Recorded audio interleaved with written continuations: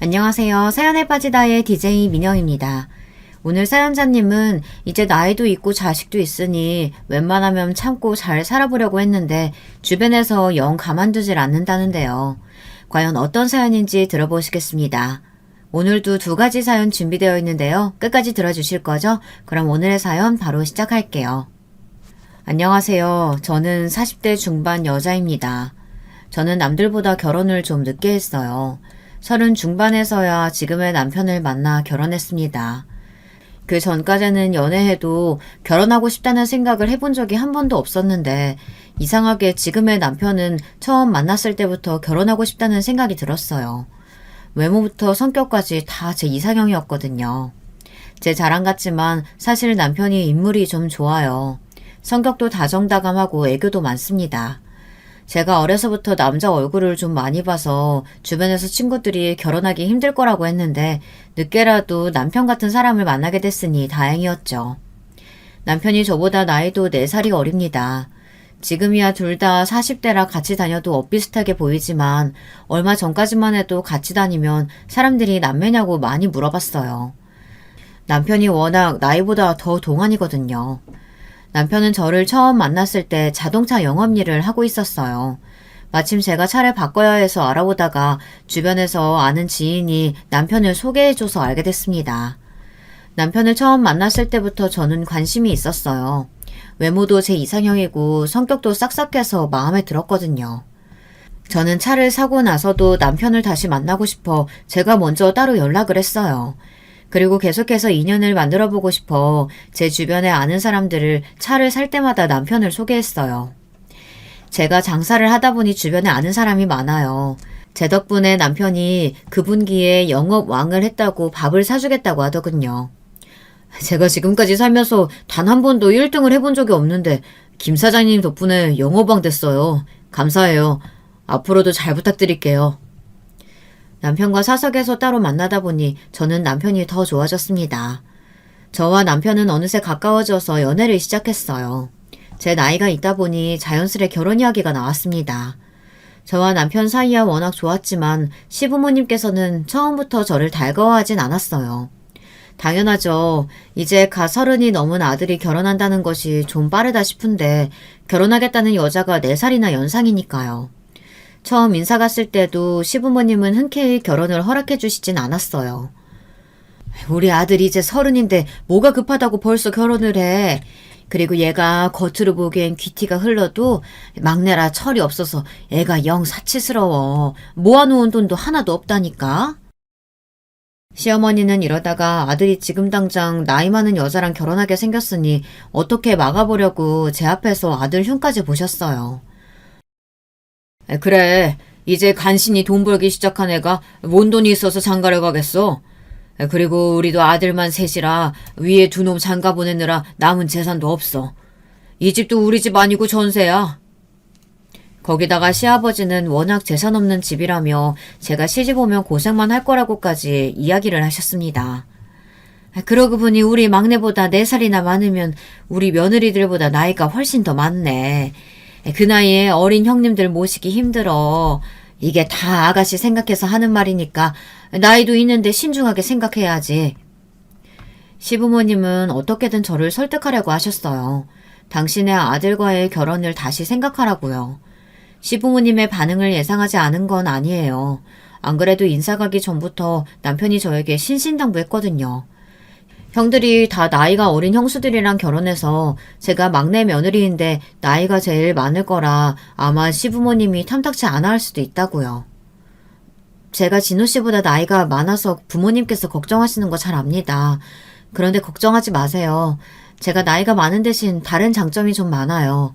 제가 일찍부터 장사를 했는데 자리를 일찍 잡아서 현재 여의도에서 식당도 운영 중이고요. 서울에 아파트도 있어요. 30평대 자가고요. 제 말에 순간 시부모님의 표정이 달라졌습니다. 특히나 서울에 자가 아파트가 있다는 말에 두 분 다 눈이 휘둥그레지셨어요. 우리 누나 완전 능력쟁이야. 그 사람 많은 서울 중심가에서 고깃집을 한다니까? 손님도 많아서 장사도 엄청 잘 돼. 완전 맛집이야. 결혼할 사람한테 누나가 뭐야? 호칭 제대로 해야지. 세아가 가게는 어디에 있어? 아파트는 어디 있고? 가만 보니 남편이 시아버지를 그대로 닮았더라고요. 인물도 그렇고 상황 파악도 빠른 게 둘이 똑같았어요. 시아버지는 제가 장사도 하고 아파트도 있다는 말에 바로 저를 새아기라고 부르셨습니다. 시어머니는 그런 아버지가 마음에 안 드시는지 옆구리를 쿡 찌르셨어요. 장사 좀 하고 아파트 좀 있다고 뭐 다 결혼시키나? 내 아들도 아직 나이가 어려서 그렇지. 아가씨 나이 정도 되면 우리 아들도 아파트도 있고 가게도 있을 수 있지. 엄마, 내가 무슨 돈이 있다고 가게를 차리고 아파트를 사. 말도 안 되는 소리. 시어머니는 남편의 입을 손으로 틀어막았어요. 시아버지의 반응에도 시어머니는 제가 썩 마음에 안 드시는 것 같았지만 저는 그때부터 본격적으로 시부모님의 마음을 얻기 위해 부단히도 노력했습니다. 어쩌겠어요. 어리고 잘생긴 남편을 얻으려면 제가 노력해야죠. 저는 시어머니께 전화도 자주 드리고 선물도 자주 보냈어요. 그리고 생신날이면 저희 가게에 모셔서 식사도 대접했습니다. 그렇게 반년을 노력했더니 그래도 시어머니께서 결혼 허락을 해주셨어요. 결혼 허락에 결정적이었던 건 갑자기 남편이 회사를 그만뒀다는 겁니다. 자동차 영업일이라는 게 사람을 상대하는 일이다 보니 남편이 힘들어했어요. 이상한 사람들도 많고 무리한 요구를 하는 사람들도 많다 보니 스트레스가 많았습니다. 남편은 어차피 결혼할 사이이니 제 가게에서 같이 일해보고 싶다고 했어요. 영업이야 자기 전문 분야라 손님 상대하는 건 자신 있다고요. 저야 남편이 도와주면 너무 좋을 것 같아 그렇게 하기로 했습니다. 남편 말대로 어차피 결혼할 사이니까요.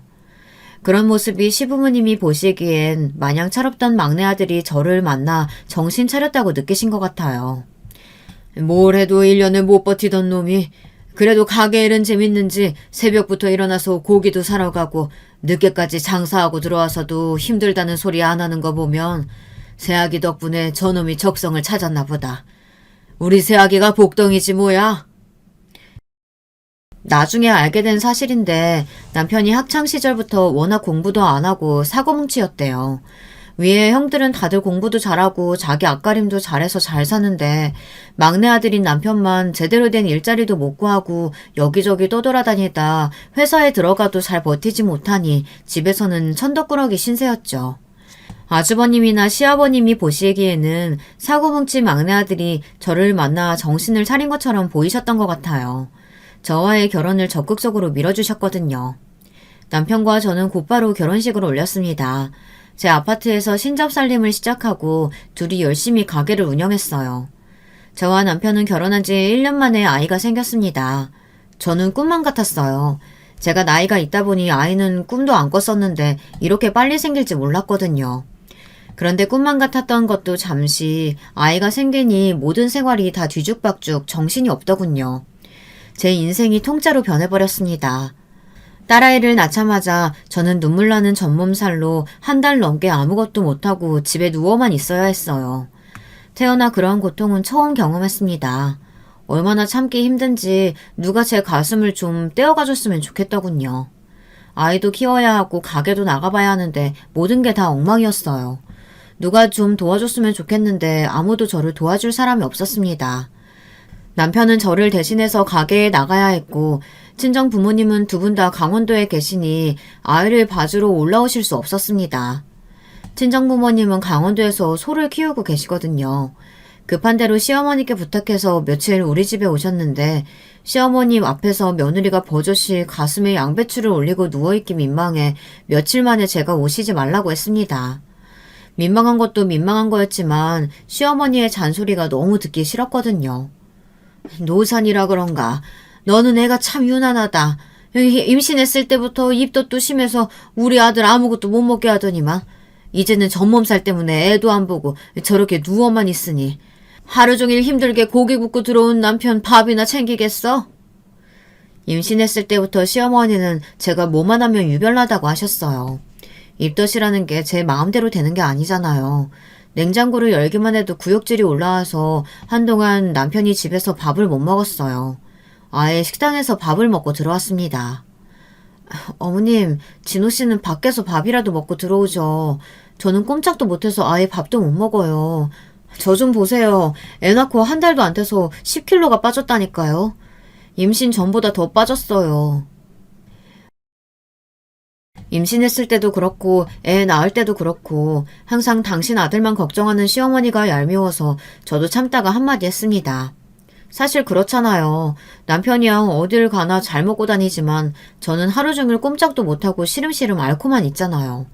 누가 봐도 제가 더 안쓰럽고 불쌍한데 자꾸만 당신 아들만 걱정하는 시어머니가 미웠습니다. 살 빠지니까 전보다 훨씬 보기 좋구만 뭘 그러니? 안 그래도 너 임신했을 때 살 너무 많이 쪄서 큰일이다 싶었어. 안 그래도 우리 아들이랑 다니면 비교되는데 양심 있으면 돼지처럼 살찌면 안 되지. 시어머니는 같은 말을 해도 참 밉게 하는 능력이 있습니다. 툭하면 제 앞에서 저랑 남편을 비교하고 제가 부족하다고 대놓고 말했어요. 갑자기 생각나는 게 애 낳을 때도 너무 짜증났습니다. 예정일보다 일주일 빨리 양수가 터져서 급하게 병원에 갔는데 병원 근처에 사시는 시어머니께서 먼저 병원에 오셨어요. 간호사가 남편분은 언제 오느냐고 아마 바로 분만에 들어갈 것 같다고 빨리 오셔야 한다고 했는데 시어머니는 그런 상황에서도 밉살 맞은 소리를 했습니다. 애 낳는데 남편이 꼭 들어가야 하나? 우리 아들이 막내라 마음이 여려서 같이 들어가면 너무 충격받을 것 같은데. 새아기, 넌 나이도 있고 건강하니까 혼자 들어가도 충분히 다 할 수 있잖아. 굳이 남편한테 그런 모습 보여줘서 좋을 게 뭐가 있어? 금방이라도 애가 제 배를 뚫고 나올 것처럼 아픈 와중인데도 시어머니의 말 한마디에 저는 울컥 눈물을 쏟을 뻔했습니다. 아무리 자기 아들이 귀해도 그렇지 어떻게 지금 당장 애 낳으려고 진통하는 며느리한테 그런 소리를 할 수가 있을까요? 심지어 같은 여자인데도 저런 개념 없는 생각을 할 수 있을까 싶었습니다. 저는 시어머니를 한번 쏘아보고 간호사에게 지금 당장 남편에게 전화해달라고 소리쳤습니다. 시어머니의 말 따위는 듣고 싶지 않아서요. 그런데 그날 믿기지 않는 일이 벌어졌어요. 애는 제가 낳는데 졸도는 남편이 했습니다. 시어머니 말이 맞았어요. 남편은 마음이 여려도 너무 여렸습니다.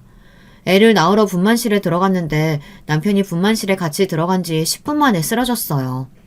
분만실에 있던 사람들이 모두 다 놀라 남편을 데리고 나갔습니다. 남편은 결국 첫 딸이 태어나는 순간을 보지 못했습니다. 그런 일이 있었으니 시어머니는 그 이후부터 저에게 더 잔소리를 했어요. 당신 말을 들어서 나쁠 게 없다는 식이었죠. 그러게 내가 굳이 애 낳는데 남편 끌고 들어갈 필요 없다고 했잖아. 안 그래도 마음 여린 우리 막내 얼마나 놀랐겠어? 행여나 둘째 가질 때는 그때는 절대 데리고 들어갈 생각 마라. 엄마, 내가 처음이라 너무 놀라서 그렇지. 둘째 때는 당연히 할 수 있어. 여보, 걱정하지 마. 내가 둘째 때는 꼭 멋지게 옆에 있어줄게. 시어머니도 시어머니지만 가끔은 철없이 해맑기만 한 남편에게 화가 날 때도 있었습니다. 사람이 절대 나쁜 건 아닌데 남편으로서 든든한 맛은 없어요. 물론 연하에다 사회 경험이 많지 않은 사람이다 보니 항상 제가 더 챙기고 알려줄 것도 많다는 거야 결혼 전부터 이미 알고 있었지만 결혼해서 같이 살다 보니 힘든 부분이 있었습니다. 한 번은 그런 적이 있었어요. 제가 아이를 낳고 가게에 나가지 못하니 남편에게 이것저것 급한 일부터 알려줬습니다. 그전에는 남편이 홀서빙이나 계산 정도 받았지만 제가 없으니 업체 주문하는 거나 돈 관리하는 것도 신경 써야 하니까요. 그런데 제가 아이를 낳은 지 일주일도 되지 않아 일이 터졌습니다. 가게 매니저에게 급하게 전화가 왔는데 남편이 재료 주문을 잘못해서 당일 주말 장사에 지장이 생겼답니다. 저는 놀라서 당장 남편을 바꾸라고 했어요. 그런데 매니저 말이 기가 막혔죠. 남편이 약속이 있다고 나갔다는 겁니다. 정말 상상도 할 수 없는 일이었어요. 사장인 저까지 출산으로 자리를 비운 사이 남편이라는 사람이 주말에 약속이 있다고 나가다뇨. 저는 화가 나서 매니저에게 이런 일이 자주 있었냐고 물었어요. 그러자 잠시 망설이던 매니저가 이야기하더군요. 이번 주 내내 오전에만 가게에 들렀다 점심때만 되면 일 있다고 나가버렸대요. 저는 화가 나서 그날 남편이 들어오자마자 이야기 좀 하자고 했습니다. 그러고는 어디 있다가 오는 길이냐고 떠봤죠. 그랬더니 뻔뻔한 남편이 너무 당연하게 가게에 있다 왔지 자기가 어디 있다 왔겠느냐고 하더군요. 저는 어이가 없어서 버럭 소리를 질렀습니다. 당신 어떻게 나한테 이럴 수가 있어? 오늘 매니저한테 전화 왔어. 당신이 주문 잘못했어. 오늘 장사 다 망했다고. 그것도 모르고 약속 있다고 나갔다며? 당신이 거짓말하면 내가 모를 줄 알았어? 저는 남편에게 너무 실망해서 눈물이 다 났습니다. 제가 어떻게 이 일궈낸 가게인데 저를 도와주겠다던 남편이 어떻게 이럴 수 있나 싶어서요. 저는 배신감에 남편에게 앞으로 가게에 나가지 말라고 엄포를 놓았습니다. 당신이 가게에 이렇게 대충 할 줄 알았으면 애초에 당신한테 가게 안 맡겼어. 내일부터 오빠한테 와서 도와달라고 할 테니까 당신은 집에서 애나 봐. 친정 부모님은 소를 키우시고 그 옆에서 오빠가 크게 한우 저녁 식당을 해요. 배운 게 도둑질이라고 저도 서울에 올라와 고깃집을 시작한 거고요. 오빠가 하는 정육 식당이야 올케 언니도 있고 직원도 많으니 제가 도와달라고 하면 오빠는 단번에 와줄 거예요. 여보 미안해. 내가 잘못했어. 나 아빠 됐다고 친구들이 축하해주겠다고 자꾸 부르는데 거절할 수가 있었어야지. 다시는 안 그럴 테니까 나 쫓아내지 마. 제발 자기야. 제가 그렇게까지 단호하게 할 줄은 몰랐는지 남편이 깨갱했습니다. 남편은 제 손을 잡고 어쩔 줄 몰라 하며 아양을 떨었어요. 다시는 안 그런다고요. 이런 게 바로 연하의 맛인가 봅니다. 저도 문제인 게 남편이 애교만 좀 떨면 더는 화를 낼 수가 없었어요. 다시는 가게를 비워두고 나가지 않겠다는 각서를 받아두고 남편을 용서했습니다. 그 이후로 남편이 제 눈치를 보며 시어머니께 부탁해 애를 봐주러 자주 오시는데요. 저는 그게 더 불편했습니다. 오실 때마다 매일 아들 걱정만 하다 가시니 도무지 함께 있을 수가 없었어요. 저더러 남편 올 때가 되면 그렇게 퍼질러 있지 말고 옷도 좀 예쁘게 입고 화장도 좀 하라고 했습니다. 저는 기가 막혔어요. 아직 몸도 회복도 되질 않아 제대로 앉아있지도 못하는 사람한테 옷을 갖춰 입고 화장을 하라니요. 남자라는 게 다 똑같다. 나이가 많든 적든 예쁜 여자 좋아하는 건 다 똑같아. 특히나 애 하나 생기면 남자들이 딴 데 눈 돌리게 돼 있어. 거기다가 너는 우리 진호보다 4살이나 많잖아. 항상 가꾸고 노력해야지.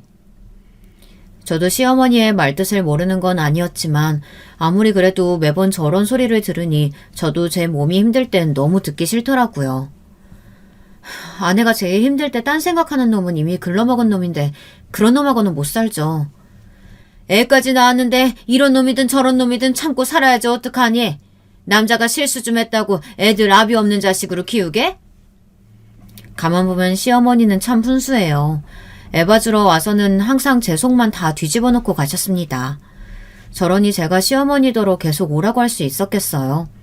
아무리 애 보는 게 힘들어도 시어머니와는 하루도 같이 있을 수가 없었습니다. 더군다나 애 키우는 방식도 너무 마음에 안 들었어요. 어느 날 태어난 지 100일도 안 된 애 기저귀를 자꾸 벗겨두시더라고요. 저는 여자애를 왜 자꾸 벗겨놓냐고 벌레라도 들어가면 어쩌려고 그러냐고 한 소리 했습니다. 그러자 시어머니가 하시는 말이 기가 막혔어요. 아이고 유나는 날도 더운데 애 땀띠 생기게 뭐하러 꽁꽁 싸두니? 원래 어릴 때는 시원하게 키워야 건강한 거야. 나는 우리 아들들 키울 때 셋 다 그냥 다 벗겨놓고 키웠어. 그랬더니 봐라. 우리 아들들 셋 다 건강하잖아. 그거야 옛날 이야기고요. 요즘은 그러다가 애들 요도 감염 된다고 절대 그렇게 안 키워요. 더군다나 여자애는 그렇게 키운다는 말은 생전 들어본 적도 없고요. 시어머니는 당신 말에 제가 토를 단다고 매일 투덜거리셨지만 저는 듣고 싶지도 않았어요. 무슨 말이 되는 소리를 해야 들어주죠. 말도 안 되는 소리를 하는 건 물론이고 자꾸 당신 말이 맞다고 우기는데 상대하고 싶지 않았습니다. 저는 어차피 몸이 회복되는 대로 가게에 나가야 하니 집에서 아이를 봐줄 수 있는 보모를 구하기로 했어요. 그게 여러모로 마음이 편할 것 같아서요. 그런데 이게 생각보다 쉬운 일이 아니더군요. 좋은 보모를 구하는 게 하늘의 별 따기였어요. 구했다 하면 문제가 있었습니다. 첫째 딸을 낳고 2년 동안 보모 때문에 마음고생을 많이 했어요. 동네 고용센터를 통해 보모를 구했습니다. 저는 보모에게 아이를 맡기고 가게에 출근했어요. 저녁 장사가 바쁘다 보니 저는 항상 12시부터 저녁 8시까지 보모를 고용했어요. 시간이 늦다 보니 시급도 일반 보모보다 1.5배를 더 줬습니다. 안 그러면 사람 구하기가 힘드니까요. 당시에 아기가 너무 어려서 이제 막 기어다니려고 할 때라 보모가 좋은 사람인지 애를 잘 보는지 판단하기 어려웠어요. 그냥 보모를 믿고 맡기는 수밖에 없었죠. 보모에게 아이를 맡기고 얼마 뒤 아이가 무릎을 자꾸 꿇히며 기려고 하는 것 같길래 미리 보모에게 이야기했습니다. 첫애라 뭐든지 옆에서 다 제일 먼저 보고 싶은데 일이 바쁘니까 그게 쉽지가 않네요. 우리 딸 혹시 기려고 하면 동영상 좀 찍어서 보내주세요. 조만간 길 것 같은데 영 시간이 걸리네요. 그럼요. 걱정 말고 다녀와요. 내가 엉덩이만 들어도 바로 영상 찍어서 보내줄 테니까. 올해 장사를 하다 보니 제가 사람을 잘 믿지는 않아요. 지금까지 장사하면서 별의별 애들을 다 봤거든요. 부모도 보기에는 성격도 좋으시고 아이도 좋아하는 것 같아 믿고 맡기기는 했지만 아직 신뢰를 하지는 않았어요. 그러다 보니 일하러 나가서도 항상 집안에 아이가 신경 쓰였죠. 말도 못하는 애를 남의 손에 맡긴다는 게 생각보다 쉬운 일이 아니었어요. 그러던 어느 날이었습니다. 퇴근하고 집에 왔는데 아이를 안았더니 무릎에 작은 멍이 나 있더군요. 저랑 있을 때도 아이가 자꾸 기어다니려고 무릎을 세우길래 모모에게 제가 꼭 무릎 보호대를 씌워달라고 부탁했는데 깜빡한 것 같았어요. 저는 다음날 부모에게 좋은 소리로 무릎에 자꾸 상처가 생기니 신경 써달라고 한마디 했습니다. 그런데 며칠 뒤에도 같은 자리에 자꾸만 멍이 커지는 것 같더군요. 저는 아무래도 이 아줌마가 말만 잘하고 일은 대충대충 하는 사람인 것 같았어요. 퇴근하고 돌아오면 항상 기저귀도 안 갈았고 샤워시키고 머리도 잘 안 말려주시는 것 같더라고요.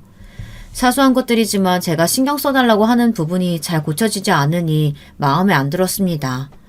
저는 아무래도 새로운 보모를 구해야겠다 싶어 따로 알아보고 있었어요. 그런데 며칠 뒤 믿기지 않는 일이 벌어졌습니다. 제가 하루 쉬는 날 아이를 유모차에 태워 산책하고 있었는데 경비 아저씨께서 말을 걸더라고요. 아이고 이쁜이가 오늘도 산책 나왔구나. 근데 오빠는 어딨어? 매일 오빠랑 같이 나오더니 오늘은 혼자네. 저는 경비 아저씨의 뜬금없는 오빠라는 소리에 아니라고 저희는 외동이라고 말했습니다. 오빠 없다고요. 그러자 경비 아저씨가 의아해하면서 다시 한번 아이 얼굴이랑 유모차를 확인하시더군요. 아닌데 원래 할머니가 애들 봐주잖아요. 매일 어린이집 끝나는 시간이면 2살, 한 3살 된 남자애 데리고 내려와서 놀이터에서 놀 때 있고 또 저녁에는 둘 다 데리고 나올 때도 있던데. 경비 아저씨의 이야기가 워낙 상세해서 아이를 잘못 보고 이야기하는 것 같지는 않았습니다. 저희 딸이 매일 쓰고 나오는 토끼 모양 머리띠도 기억하시더라고요. 저는 아무래도 경비 아저씨의 이야기가 마음에 걸려 관리실에 가서 CCTV를 보여달라고 했습니다. 제 눈으로 확인을 해야 마음이 놓일 것 같아서요. 그런데 경비 아저씨의 이야기는 사실이었습니다. 동네 어린이집 하원버스가 도착했는데 저희 보모 아줌마가 웬 남자애를 데리고 놀이터로 가더라고요. 저는 처음 보는 아이였어요. 바로 CCTV에 찍힌 시간을 확인했더니 분명히 우리 집에서 우리 딸을 보고 있어야 하는 시간이었어요. 저는 어이가 없어서 다른 영상도 돌려봤습니다. 그런데 몇 시간 뒤 제 딸아이를 유모차에 태우고 보모가 나오는데 옆에 아까 봤던 그 남자아이가 버젓이 있더군요. 심지어 그 남자아이를 쫓아다니느라 제 딸은 계속 유모차에 방치되어 있었어요. 기가 막혔습니다. 저는 곧장 보모 아줌마에게 전화해 지금 당장 아파트 관리실로 오라고 소리를 질렀습니다. 그리고 이게 도대체 무슨 상황인지 제게 설명하라고 했습니다. 영상을 본 보모는 놀라서 어쩔 줄 몰라 하더군요. 알고 보니 제가 고용한 보모 아줌마는 두탕을 띄고 있었어요.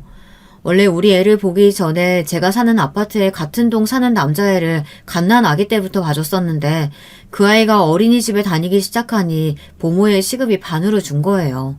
애 하원시키고 3시간만 봐주면 되니까요. 그래서 처음엔 그 일은 그만두고 다시 다른 아이를 보려고 했는데 마침 제가 그 아이와 같은 아파트, 같은 동에 살고 있었던 거죠. 우연도 그런 우연이 없으니 보모 아줌마는 욕심이 났던 겁니다. 저희 딸은 어려서 누워만 있으니 자라면 둘 다 보고 돈도 더 벌 수 있겠다 싶었던 거죠. 정말 세상엔 이상한 사람들이 너무 많습니다. 아무리 돈이 좋아도 그렇지 어린애를 보러 온 사람이 저를 속이고 몇 시간씩이나 제 딸을 혼자 집에 방치했던 거예요. 그러는 사이 제 딸은 혼자 방 안을 뒹굴며 기어다녔을지도 모릅니다. 사기꾼 보모가 그 남자아이를 보는 사이에 말이죠. 저는 곧장 그 남자아이의 부모에게 연락을 했습니다. 그리고 그 집과 함께 보모를 고소하고 저에게 그런 사기꾼을 소개한 업체도 다 고소했습니다. 그랬으니 제가 어떻게 사람을 믿을 수가 있었겠어요. 저는 새로운 보모를 구할 때까지 남편에게 아이를 보라고 했습니다. 당시에 가게에 일이 많아서 제가 가게를 비울 수가 없었거든요. 물론 남편도 시어머니도 말이 많았습니다. 여보, 아무리 그래도 내가 혼자 애를 어떻게 봐. 우리 그냥 엄마한테 맡기자. 그러면 우리 둘 다 가게에 나가서 일할 수 있으니까 좋잖아. 내가 새아기 너 나가서 돈 좀 번다고 내 아들 은근 무시하고 깔보는 거 진작 알고 있었지만 아무리 그래도 집안의 가장한테 집에 눌러앉아서 애나 보라니. 그건 내가 절대 용납할 수 없다. 차라리 내가 보고 말지. 시어머니는 귀한 막내 아들이 애를 보게 할 수는 없다며 차라리 매일 본인이 우리 집에 와서 애를 보시겠다고 했습니다. 저는 그것만큼은 막고 싶었어요. 가끔 얼굴 마주치는 것도 싫은 시어머니를 매일 보고 제가 살 수가 없으니까요. 어머님도 아들 셋 키워보셨잖아요. 애 키우는 게 얼마나 힘들고 대단한 일인데 제가 설마 진호 씨를 무시해서 집에서 애 보라고 했겠어요? 엄청 중요한 일이니까 진호 씨한테 맡기려고 하는 거죠. 제가 혼자 집에서 애 볼 때는 일절 그런 소리 한 적도 없으면서 항상 본인 아들 걱정만 하던 시어머니가 꼴도 보기 싫었습니다.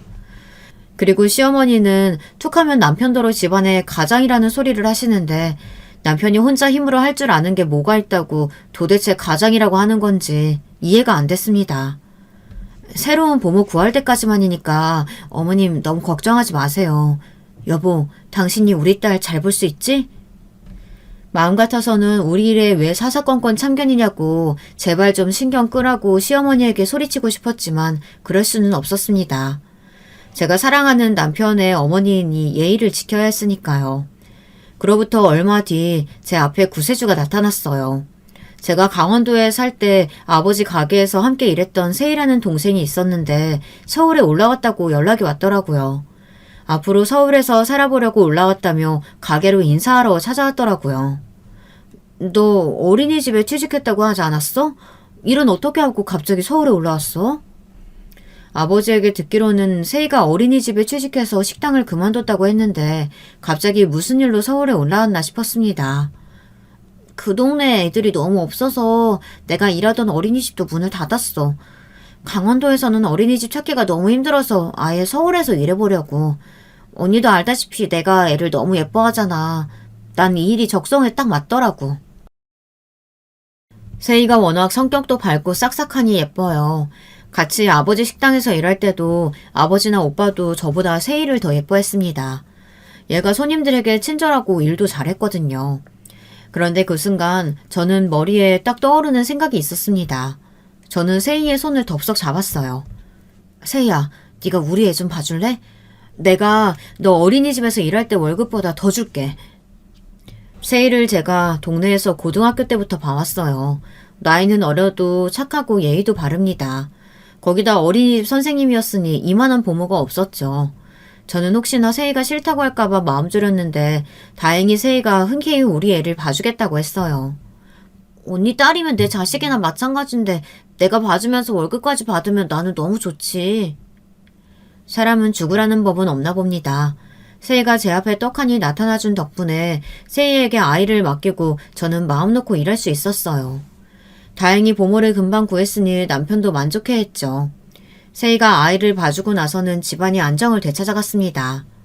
세희는 몇 년 보지 못한 동안 더 성숙해졌더라고요. 아무리 알던 사이라도 남의 집에 애 보는 게 쉬운 일이 아닐 텐데 애까지 보며 제가 해야 할 집안일까지 신경 써줬어요. 매일 늦게 집에 오는 저와 남편이 배고플까봐 반찬도 짬짬이 해놓고 빨래도 돌려줬어요.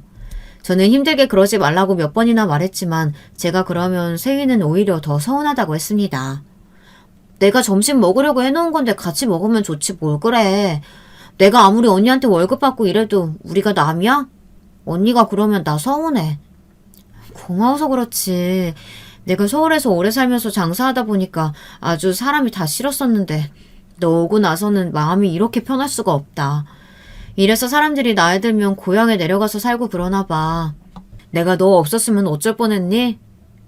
제가 동생이 없어서 이런 느낌을 처음 느껴봤는데 세희는 꼭 제 친동생 같았습니다. 말을 하지 않아도 제 속에 들어가서 제 마음을 들여다보는 것 같았죠. 애가 애 잘 보는 건 물론이고 음식도 잘하고 못하는 게 없었어요. 세희가 봄으로 와주고 나서는 제가 마음이 편해서인지 일도 잘 풀렸습니다. 가게가 장사가 너무 잘 돼서 새로 분점도 냈어요. 본점을 더 넓은 곳으로 이사할까도 생각했지만 본점의 느낌을 좋아하는 단골들이 많아 새로운 동네에 분점을 내기로 했습니다.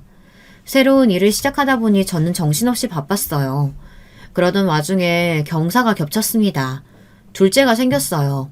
사실 일도 많은데 애까지 하나 더 생겼으니 저는 고민거리가 더 많아졌죠. 그런데 그런 저의 고민을 세희가 싹 다 해결해줬어요.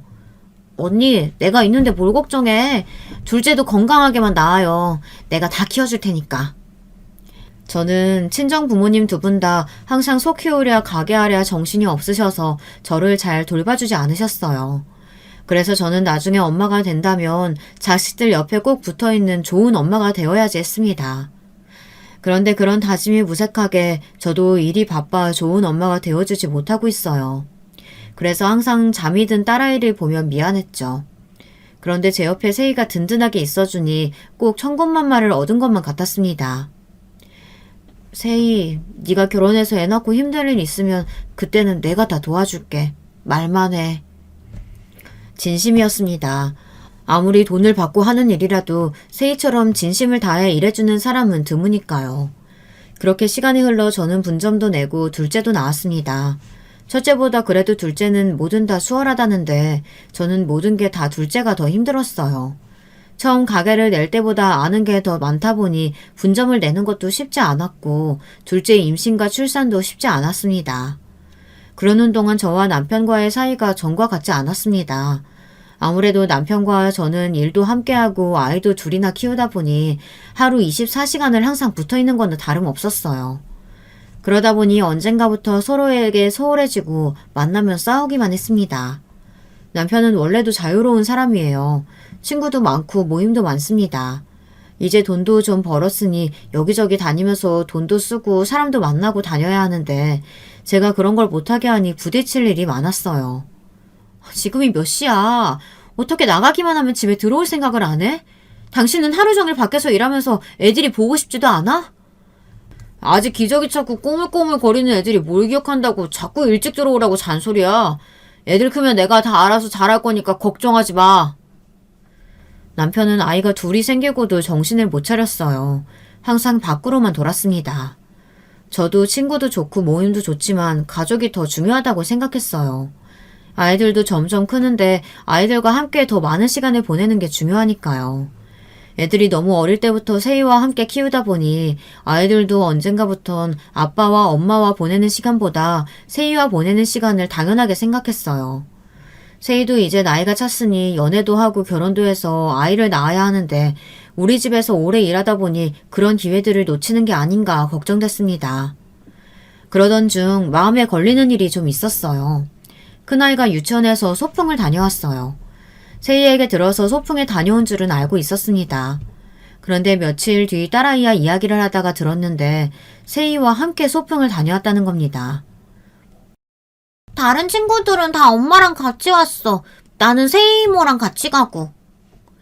알고 보니 유치원에 입학하고 처음 가는 소풍이라 부모 중 한 명이 함께 참석해야 했더라고요. 저는 처음 듣는 소리라 놀라서 다시 한번 아이에게 확인했습니다. 세희가 지금까지 한 번도 일을 이런 식으로 한 적은 없었거든요. 유치원 행사가 있거나 부모가 참여하는 일이 있으면 항상 먼저 말했었는데 왜 나한테 말도 없이 멋대로 본인이 갔는지 이해할 수 없었죠. 더군다나 더 말이 안 되는 게 어린 둘째까지 데리고 큰딸 소풍에 혼자 따라갔다는 게 말이 안 됐습니다. 그러기엔 세희도 혼자 힘들었을 테니까요. 그런데 딸아이의 닿은 말이 저를 더 경악하게 만들었습니다. 에이, 이모가 힘들게 어떻게 동생까지 혼자 데리고 와. 진수는 아빠가 데리고 왔지? 순간 저는 제 두 귀를 의심했습니다. 그러니까 딸의 말은 세희와 남편이 둘이 큰딸 소풍에 따라갔다는 겁니다. 제게 말 한마디 하지 않고요. 저는 생각할수록 두 사람 모두 괘씸해서 가만히 있을 수가 없었습니다. 저는 곧바로 아이들을 재우고 남편에게 갔습니다. 몸을 돌리고 자는 남편을 깨워 소풍에 대해 따져 물었어요. 정말 세희랑 둘이 딸 소풍에 갔다 왔느냐고요. 그러자 남편은 오히려 천연덕스러운 얼굴을 하고 그게 뭐가 문제냐는 듯 굴었습니다. 아, 소풍? 세희 씨가 혼자 간다고 했는데 아무래도 진수까지 데려가기 힘들 것 같아서 내가 시간 되길래 따라갔어. 뭐가 그게 문제라고 사는 사람을 깨워. 아무리 그래도 우리의 소풍인데 나한테 말을 했어야지. 어떻게 지금까지 말 한마디를 안 할 수가 있어? 당신 그날 분점 냉장고 새로 들어온다고 바쁘다고 했잖아. 그래서 말해봐야 또 화만 낼 것 같아서 말 안 한 거야. 기가 차다 못해 말문이 턱 막혔습니다. 남편은 정말이지 살면 살수록 상식이라는 게 없는 사람인 것 같아요. 옛날에는 그런 철없고 구김살 없는 모습이 귀여워 보였는데 시간이 지날수록 답답하고 화가 났습니다. 왜 저렇게 사람이 나이가 들어도 변하는 게 없을까 싶어서요. 남편은 어차피 애 봐주는 보모인데 소풍에 같이 좀 간 게 뭐가 대수냐고 했습니다. 만약 미리 저에게 말했으면 가지 말라고 말할 것 같아서 그냥 말을 안 했대요. 그러면서 하는 말이 저랑도 주말이면 자기한테 말 안 하고 세희랑 같이 쇼핑도 가고 키즈 카페에도 가지 않느냐고 말도 안 되는 핑계를 갖다 붙였습니다. 그거랑 이거랑 같아? 유치원 선생님들이나 다른 엄마들이 뭐라고 생각하겠어. 세상에 어떤 애 아빠가 보모랑 소풍이를 같이 와. 당신은 그게 문제야. 남의 시선을 너무 신경 써. 언제는 세희씨 보모 아니고 친이모라더니 이럴 때는 또 보모야? 어이구 위선 쩐다 쩔어. 남편은 둘째가 생기고 나서부터 자꾸만 제 앞에서 빈정거렸어요. 그전에는 제 눈치를 보는 신용이라도 하더니 요즘 들어서는 제가 분점 때문에 바빠 본인이 본점을 맡아서 일 좀 했다고 아주 기고만장해졌습니다. 아무리 당신보다 내가 나이는 어려도 나도 이제 40 넘었어.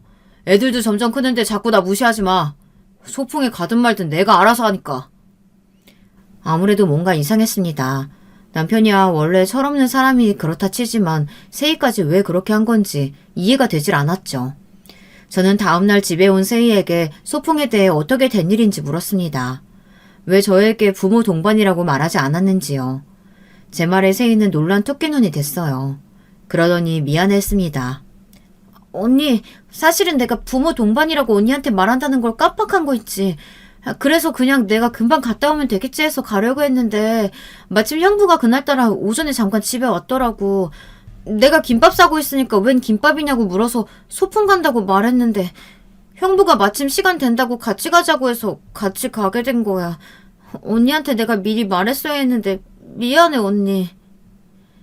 세희는 상황이 뭔가 꼬여서 그랬다며 차근차근 설명했습니다. 저는 세희를 잘 알아요. 얘가 일부러 저를 곤란하게 하려고 그런 일을 할 애는 아니라는 걸 알고 있습니다. 무슨 말인지 알았어. 안 봐도 뻔하지. 그이가 정신없이 같이 가자고 했겠지. 워낙 대책 없는 사람이야. 그래도 다음부터는 꼭 중간에라도 나한테 미리 말해줘. 애한테 듣는데 좀 당황스럽더라. 세희는 다시는 이런 일이 없을 거라고 했습니다. 하지만 며칠이 지나도 제 마음이 이상하게 풀리지 않았어요. 여자의 촉이란 참 이상합니다. 조금 더 일찍 눈치챘으면 좋았으련만 꼭 결정적인 순간이 되어서야 알아차리고 말아요. 저는 너무 늦게 알아버리고 말았습니다. 제가 또 사람을 믿어버리고 말았어요. 하필이면 제가 세상에서 가장 믿었던 두 사람에게 철저하게 속았습니다. 소풍 사건 이후 저는 자꾸 이상한 느낌이 들었습니다. 집안에 어느 것도 변한 것이 없는데 이상하게 뭔가 변하고 있다는 느낌이 들었죠. 아무래도 이상해서 세희에게 이것저것들을 물어봤지만 전혀 달라진 건 없다고 하더군요. 하지만 제가 보기엔 분명 이상한 것들이 있었어요. 그러던 어느 날 드디어 우리 집에 뭐가 이상한지 발견했습니다. 베란다에 있는 건조대에 남편 속옷이 항상 걸려 있었습니다. 낮이고 밤이고 꼭 걸려 있었어요. 남편이 원래 깔끔 떠는 스타일이긴 한데 아무리 그래도 하루에 몇 번씩이나 속옷을 갈아입는다는 게 이해가 되지 않았죠. 저는 남편을 의심할 수밖에 없었습니다. 정확히 뭐라고 설명할 수는 없었지만 분명히 이상했어요. 제 느낌이 제발 아니기를 바랬는데 안타깝게도 제 촉은 틀리지 않았어요. 문제는 이미 시작되고 있었습니다. 제가 한번 이상하게 보모에게 당한 전력이 있잖아요. 세희가 보모로 오기 전에 한 달 정도 있었던 필리핀 보모가 있었어요. 그 사람도 믿을 수가 없어서 그때 제가 아무도 모르게 거실과 주방에 CCTV를 달았습니다. 저는 아무래도 기분이 쎄해서 그날 밤 모두가 잠든 밤에 혼자 CCTV를 확인했어요. 그런데 CCTV에 정확하게 다 찍혔더군요. 제 남편과 믿었던 세희의 만행이요. 저는 남편은 믿지 않았어도 세희는 믿었습니다. 남편이 누군가와 바람이 났어도 그게 세희라고는 절대 생각하지 않았어요. 그런데 남편의 상간녀는 세희였습니다. 제 집에서 버젓이 둘이 그런 짓거리를 저지르며 세희년이 그 작고 하얀 손으로 제 남편의 팬티를 빨아 매일 건조대에 말려둔 거죠. 저 보란 듯이요. 도대체 이 연놈들이 언제부터 그런 건지 알아야겠어서 밤새 CCTV를 돌렸습니다. 그런데 딱 제가 둘째를 가졌을 때쯤이더군요. 그때부터 남편이 낮에 집에 자꾸만 드나들었어요. 두 사람은 제가 둘째를 낳고 병원에 있는 동안에도 제 집에 있었습니다. 그때 남편이 큰아이를 보겠다고 세희에게 휴가를 줬어요. 웬일로 이 인간이 애를 보겠다고 하나 싶었는데 세희와 함께 있기 위해 그런 거더군요. 둘째를 낳은 저를 혼자 병원에 두고 이 연놈들이 작은 방에 제 큰딸을 재워두고 거실에서 몹쓸 짓을 하는 모습이 CCTV에 다 찍혀 있었어요. 저는 손부터 발까지 모든 장기가 다 떨려서 도저히 숨을 쉴 수가 없었습니다. 저는 남편을 사랑했습니다. 하지만 배신당했어요. 저는 이 연놈들에게 어떻게 복수할지만 생각했습니다. 그리고 1분 1초도 저 더러운 인간들을 내 집에서 내 아이들과 있게 할 수는 없었어요. 저는 다음날 바로 남편과 세희에게 좀 쉬고 싶다고 말하고 애들을 데리고 일주일 동안 친정에 다녀왔습니다. 제 덕분에 두 연놈들은 아주 신이 났겠죠. 애들도 없이 둘이 신나게 놀 기회였으니까요. 저는 그로부터 딱 일주일 남편과 세희년에게 사람을 붙였어요. 그리고 불륜 증거를 싹 다 모았습니다. 그리고 제가 모르고 있던 세희년의 몇 년간의 행적을 쫓았어요. 서울에 올라오기 전에 그동안 강원도에서 어떻게 살았는지를요. 그리고 곧바로 변호사를 고용해 그 연놈들에게 고소장과 이혼소장을 보냈습니다. 그리곤 제 집에서 쫓아냈습니다. 바로 집 비밀번호를 바꿔버렸어요. 그리고 부동산에 집도 내놨습니다. 그 더러운 집에서는 더는 살고 싶지 않아서요. 남편과 세희년은 쉴 새 없이 저에게 전화했지만 저는 두 연놈의 전화도 메시지도 일절 받지 않고 답도 하지 않았습니다. 그로부터 얼마 뒤 생각지도 못한 일이 벌어졌습니다. 아이들은 강원도 부모님 댁에 잠깐 맡기고 급한 일이 있어 분점에 갔어요. 그래도 다행인 건 장사는 참 잘 된다는 겁니다. 제가 사람 복은 없어도 돈 복은 있는지 가만히 있어도 돈은 저절로 들어왔습니다. 그런데 그때였어요. 절대 보고 싶지 않았던 얼굴이 떡하니 가게에 나타났습니다. 바로 시어머니였어요. 친구들이랑 개모임이라도 하는지 사람을 20명이나 데리고 왔더군요. 정말이지 염치 없는 집구석은 달랐습니다. 어떻게 이런 상황에 버젓이 제 가게에 올 수 있을까요? 그런데 더 황당했던 건 그 이후부터였습니다. 시어머니는 남편에게 아무 소리도 아직 듣지 못했나 봐요.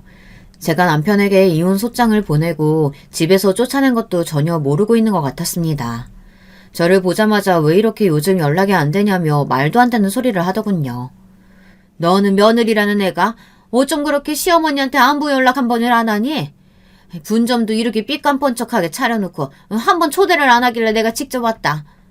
친구들아, 이게 다 강원도에서 온 진짜 한우야. 마음껏 먹어. 우리 며느리가 다 공짜로 줄 거니까. 안 그래도 시어머니가 자꾸만 전화를 해대길래 저는 바람난 자기 아들 한 번만 용서해달라고 사정하려고 전화하는 줄 알았어요. 그래서 일절 전화도 안 받고 메시지도 다 무시했습니다. 그런데 이제 보니 시어머니는 저와 남편 사이에 있었던 일은 아무것도 모르고 자기 친구들한테 한우를 공짜로 먹일 생각만 하고 있더군요. 역시나 그 어미의 그 아들이에요. 주변 사람들한테 무슨 일이 생기건 말건 본인들밖에 모르는 이기적인 집구석이었죠. 저는 상종하고 싶지도 않았습니다. 이 아줌마 웃기는 아줌마네. 아줌마, 저 아세요? 누군데 남의 가게에 들어와서 고기를 공짜로 달라고 해요. 이상한 사람이네. 안 되겠네. 지금 당장 경찰에 신고해야지. 뭐야? 이게 미쳤나? 너 못 본 사이에 치매라도 걸렸니? 어떻게 잘난 네 남편 낳아준 시어머니를 못 알아봐? 안 되겠다. 너 당장 내 아들한테 전화해서 다 말할 거니까 그런 줄 알아. 시어머니는 기가 막히다는 듯 온몸을 부르르 떨며 남편에게 전화를 걸었습니다. 저는 오히려 잘됐다 싶어서 전화하든 말든 신경을 안 썼어요. 오히려 알아서 20명이나 되는 친구들을 데려왔으니 그 앞에서 아주 개망신을 줘야겠다 싶었습니다. 아, 그 보모년이랑 바람난 아줌마 아들 말하는 거구나. 잘 됐네요. 빨리 여기로 좀 오라고 하세요. 제가 할 말 있다고. 뭐, 바람? 얘가 도대체 무슨 소리라는 거야? 아들, 니야 마누라가 지금 이상한 소리 하는데 이게 다 무슨 소리니? 시어머니의 말소리에 주변에 있던 아줌마들은 다들 수군거렸습니다. 잠시 뒤 시어머니의 연락을 받은 남편이 가게로 후다닥 뛰어들어왔어요. 그러더니 저를 보자마자 곧장 제 앞에 무릎을 꿇었어요. 가관도 이런 가관이 없더군요. 여보, 도대체 지금까지 어디 있었어? 왜 그렇게 전화를 안 받아? 나 세기 씨랑 그런 거 아니야. 당신이 오해한 거야. 나 믿어줘. 그리고 나 당신이랑 이혼 못해. 우리 자식이 둘이나 있는데 당신이랑 내가 왜 이혼을 해? 남편은 어디 써놓은 종이라도 있는지 주절주절 말도 잘했습니다. 제가 영상 증거까지 다 가지고 있는데 아주 바람 피운 적 없다고 딱 잡아떼더군요. 여보, 잘했어.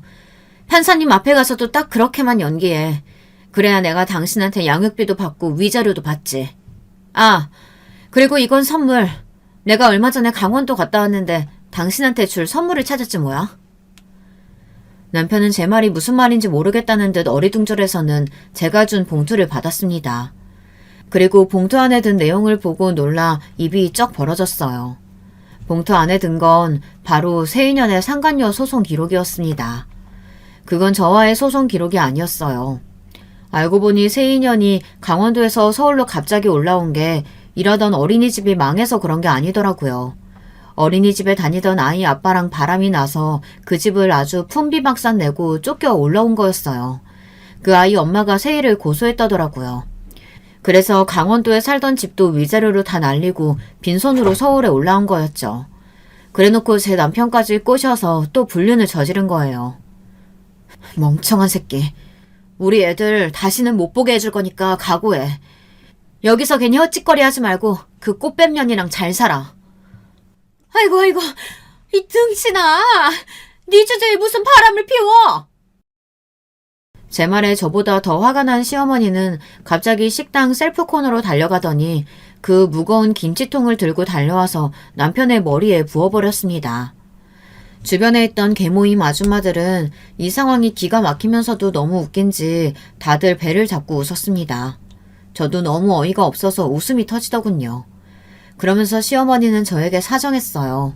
본인이 버릇을 고쳐놓을 테니 한 번만 봐달랍니다. 아줌마, 남의 식당에서 이게 무슨 행패예요? 지금 이거 다 당장 치워요. 치우는 김에 저 쓰레기도 같이 치우고요. 그랬습니다. 저는 그렇게 남편과 헤어졌어요. 이혼 소송은 끝났고 상간녀 소송은 아직 진행 중입니다. 이미 증거가 차고 넘쳐서 혐의는 다 인정이 됐지만 위자료가 아직 책정이 안 됐어요. 변호사 말로는 세인연에게 2억 정도는 받을 수 있을 거라고 하더군요. 물론 제가 받은 상처에 비하면 얼마 되지 않는 돈이지만 저는 그 돈이라도 악착같이 받아낼 거예요. 그 돈으로 평생 전 연놈들을 따라다니면서 괴롭히는 데 쓸 생각이거든요. 제 복수는 아직 끝나지 않았습니다. 지금부터가 시작이에요. 제 자식들 보란듯이 잘 키우고 전 연놈들 평생 불륜남 상간녀 타이틀을 달고 살 수 있도록 힘쓸 거니까요. 지금까지 저의 이야기 들어주셔서 감사합니다. 저에게 응원과 힘이 될 만한 댓글 달아주시면 감사하겠습니다. 여러분도 어떤 고난이 닥쳐도 항상 이겨내시고 행복하시길 바랄게요. 여러분, 두 번째 사연 시작하기 전에 좋아요, 구독 꼭 눌러주실 거죠? 그럼 두 번째 사연 바로 시작합니다. 한길 물속은 알아도 열길 사람 속을 모른다는 말처럼 빤히 지척에서 상대의 눈을 들여다본다 해도 그 눈이 어떤 진심을 담고 있는지는 우리가 알 수 없는 것 같지 않나요? 오늘 사연 제 진심을 담아 소개해드려 보겠습니다. 안녕하세요. 저는 늘 머릿속에 생각이 복잡하리 많지 가득 들어있는 여잔데요. 사연 한 편씩 들으면서 제가 그 사연의 주인공이 된 것 마냥 몰입하는 경향이 좀 있어요. 그렇게 하고 나면 은근히 스트레스가 해소되는 기분이 들더라고요. 제가 조금 특이하죠. 오늘은 진짜로 제가 한번 사연의 주인공이 되어보고자 해요. 저는 친정 본가가 경기도의 끝부분에 있어요. 중학교 때까지 쭉 서울에서 살다가 경기도로 이사를 간 거였어요. 친정 아버지께서 아주 번듯한 회사에 재직하시다가 여러 가지 이해관계에 휘말려 타의로 근무를 관두시게 된 것이 큰 계기였습니다. 친정엄마의 건강이 좀 안 좋았던 시기였는데 그런 안 좋은 일까지 겹치는 바람에 친정 부모님께서는 머리를 식힐 겸 염증 어린 서울 도심을 벗어나서 재충전을 하시고자 경기도행을 선택하셨던 거예요. 저는 위로 오빠랑 언니가 있는데 둘 다 대학생이었거든요. 오빠는 군입대를 목전에 두고 있었고요. 두 사람이 성인이고 자기 앞가림 알아서 잘하니까 별 걱정 없이 서울을 떠나실 수 있었던 것 같아요. 저는 선택권이 없었어요. 절대 서울을 떠나고 싶진 않았지만 사흘 밤낮을 울고 보채도 부모님의 결심을 제가 흔들 수는 없었네요. 오히려 철이 안 들었다, 불효자식이다, 너는 매사에 하등 도움이 안 되는구나 라는 말을 듣고 마음의 상처를 받았으면서 그게 희한하게도 나이가 들어갈수록 안 잊혀지는 기현상이 일어났네요. 을의 사춘기가 그렇듯 저도 위태로운 시간들을 보냈어요. 환경이 갑자기 바뀌었기 때문에 너무 낯설었고요. 그런 걸 보면 저는 유독 감수성이 예민하고 감성적인 학생이었어요. 대수롭지 않게 넘기거나 의연하게 대처한다거나 그런 걸 잘 못했던 것 같아요. 제가 학교 다닐 때까지만 해도 중학교 아니고 고등학교인데도 양아치들이 있었어요. 자기들끼리 일진패민가 그런 걸 만들어서 몇몇 학교의 일진들끼리 모여서 의기투합했었고요. 말 그대로 껌 좀 씹는 애들이었습니다. 제가 융통성이 좀 없는 편이었고 말씀드렸다시피 대처 능력이 좋지 못했는데요. 하필이면 일진무리에 속해 있던 애한테 밉보이는 바람에 학교 생활이 곤란해졌었어요. 어느 날은 그 애가 쉬는 시간에 저를 불러내더니 노래를 부르면서 박자에 맞춰 제 머리를 때렸어요. 복도 구석에서 저는 그렇게 당하고만 있었는데 갑자기 의외의 구세주가 등장했어요. 슬리퍼를 질질 끌면서 나타난 사람은 3학년 명찰을 달고선 오만상을 쓴 채로 다가오더니 난데없이 제 앞에서 걔의 머리통을 후려 갈겼습니다. 아, 누가 내 머리를 때려? 어떤 도른년이... 선배님, 죄송합니다. 제가 몰라뵙고 소리를 질렀습니다. 정말 죄송합니다. 너 뭔데 내가 지나다니는 복도에서 소란 일으키냐? 거슬리네. 야, 넌 오늘부로 나한테 찍혔다. 너 내가 공부에 관심 없는 거 알지? 너한테 관심 많이 가져줄게. 심드렁한 목소리가 내뱉는 내용이 살벌했고 제 앞에서 맹수였던 걔는 갑자기 벌벌 떠는 토끼가 되어 고개를 아래로 쳐박고 있었어요. 저는 그 3학년이 누군지 알 수 있었죠. 제가 다녔던 그 여고에서 당시에 가장 유명 인사였기에 저같이 조용히 학교 생활을 하고자 하는 애도 그 3학년을 알고 있던 거예요. 한마디로 표현해서 그녀는 일진 중의 일진이었습니다. 이 언니를 이렇게 가까이에서 본 건 처음이네. 자기한테 거슬린다는 사소한 이유로 후배를 이렇게 겁주다니. 내 입장에선 고맙네. 내가 운이 좋다. 저는 얼떨결에 그 유명인사의 등장 덕분에 걔의 마수에서 영영 벗어날 수 있게 됐어요. 하마터면 학교 생활을 완전히 망칠 뻔했지만 구사일생했던 것이죠. 괴롭힘 당할 걱정 없이 대학 입학을 준비한 저는 평범하기 짝이 없는 저라는 인물을 반영하듯 아주 무난한 결과를 내서 서울의 중위권 정도에 속하는 4년제 대학에 들어갔죠. 제가 여기까지 오는 동안 친정 부모님께서는 짧다면 짧고 길다면 길었던 재충전의 기간을 마치신 후에 새로이 일을 시작하셨습니다. 지인분들의 조언과 도움을 받아서 친정 부모님께서는 식당을 차리셨습니다. 그때가 오빠는 아직 군 복역 중이었으며 언니는 이제 막 취업해서 직장에서는 신입사원이었거든요. 둘 다 도저히 부모님의 준비를 거들며 도와줄 상황이 아니었는데 부모님과 같이 사는 제가 고3으로 마침 올라가는 때였던 것이죠. 저는 설마 이제 고3 수험생이 된 저한테 식당 개업 작업을 도와달라고 부모님께서 그러시진 않을 거라고 생각했었네요. 제가 학교에서 당하고 겪었던 여러 가지 일들 부모님께서는 전혀 모르셨어요. 집에서 걱정할까봐 제가 말씀을 전혀 안 드린 것도 있는데 그 이전에 저한테 학교에서 무슨 일이 있었는지 이런 것들을 전혀 안 물어보셨거든요.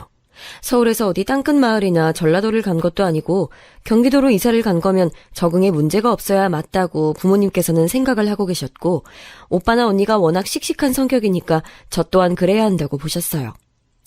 그러는 두 분도 정작 서울에서 여러 힘든 일이 겹치는 바람에 도망치듯 경기도로 이사를 하신 거면서 왜 저한테만 그런 잣대를 들이미셨는지 모르겠어요. 친정엄마께선 저를 앉혀놓고 서운하시다는 듯 말씀하셨죠. 당연히 제가 먼저 두 분을 도와드리겠다고 말을 꺼내는 게 맞았는데 그러질 않는 게 씁쓸하다 하셨고 제 도움을 요청하셨어요. 고3이라 정신없는 건 알겠는데 주말엔 어차피 학교 안 가니까 네가 우리한테 일손 보태주면서 그렇게 지내주면 되지 않겠니?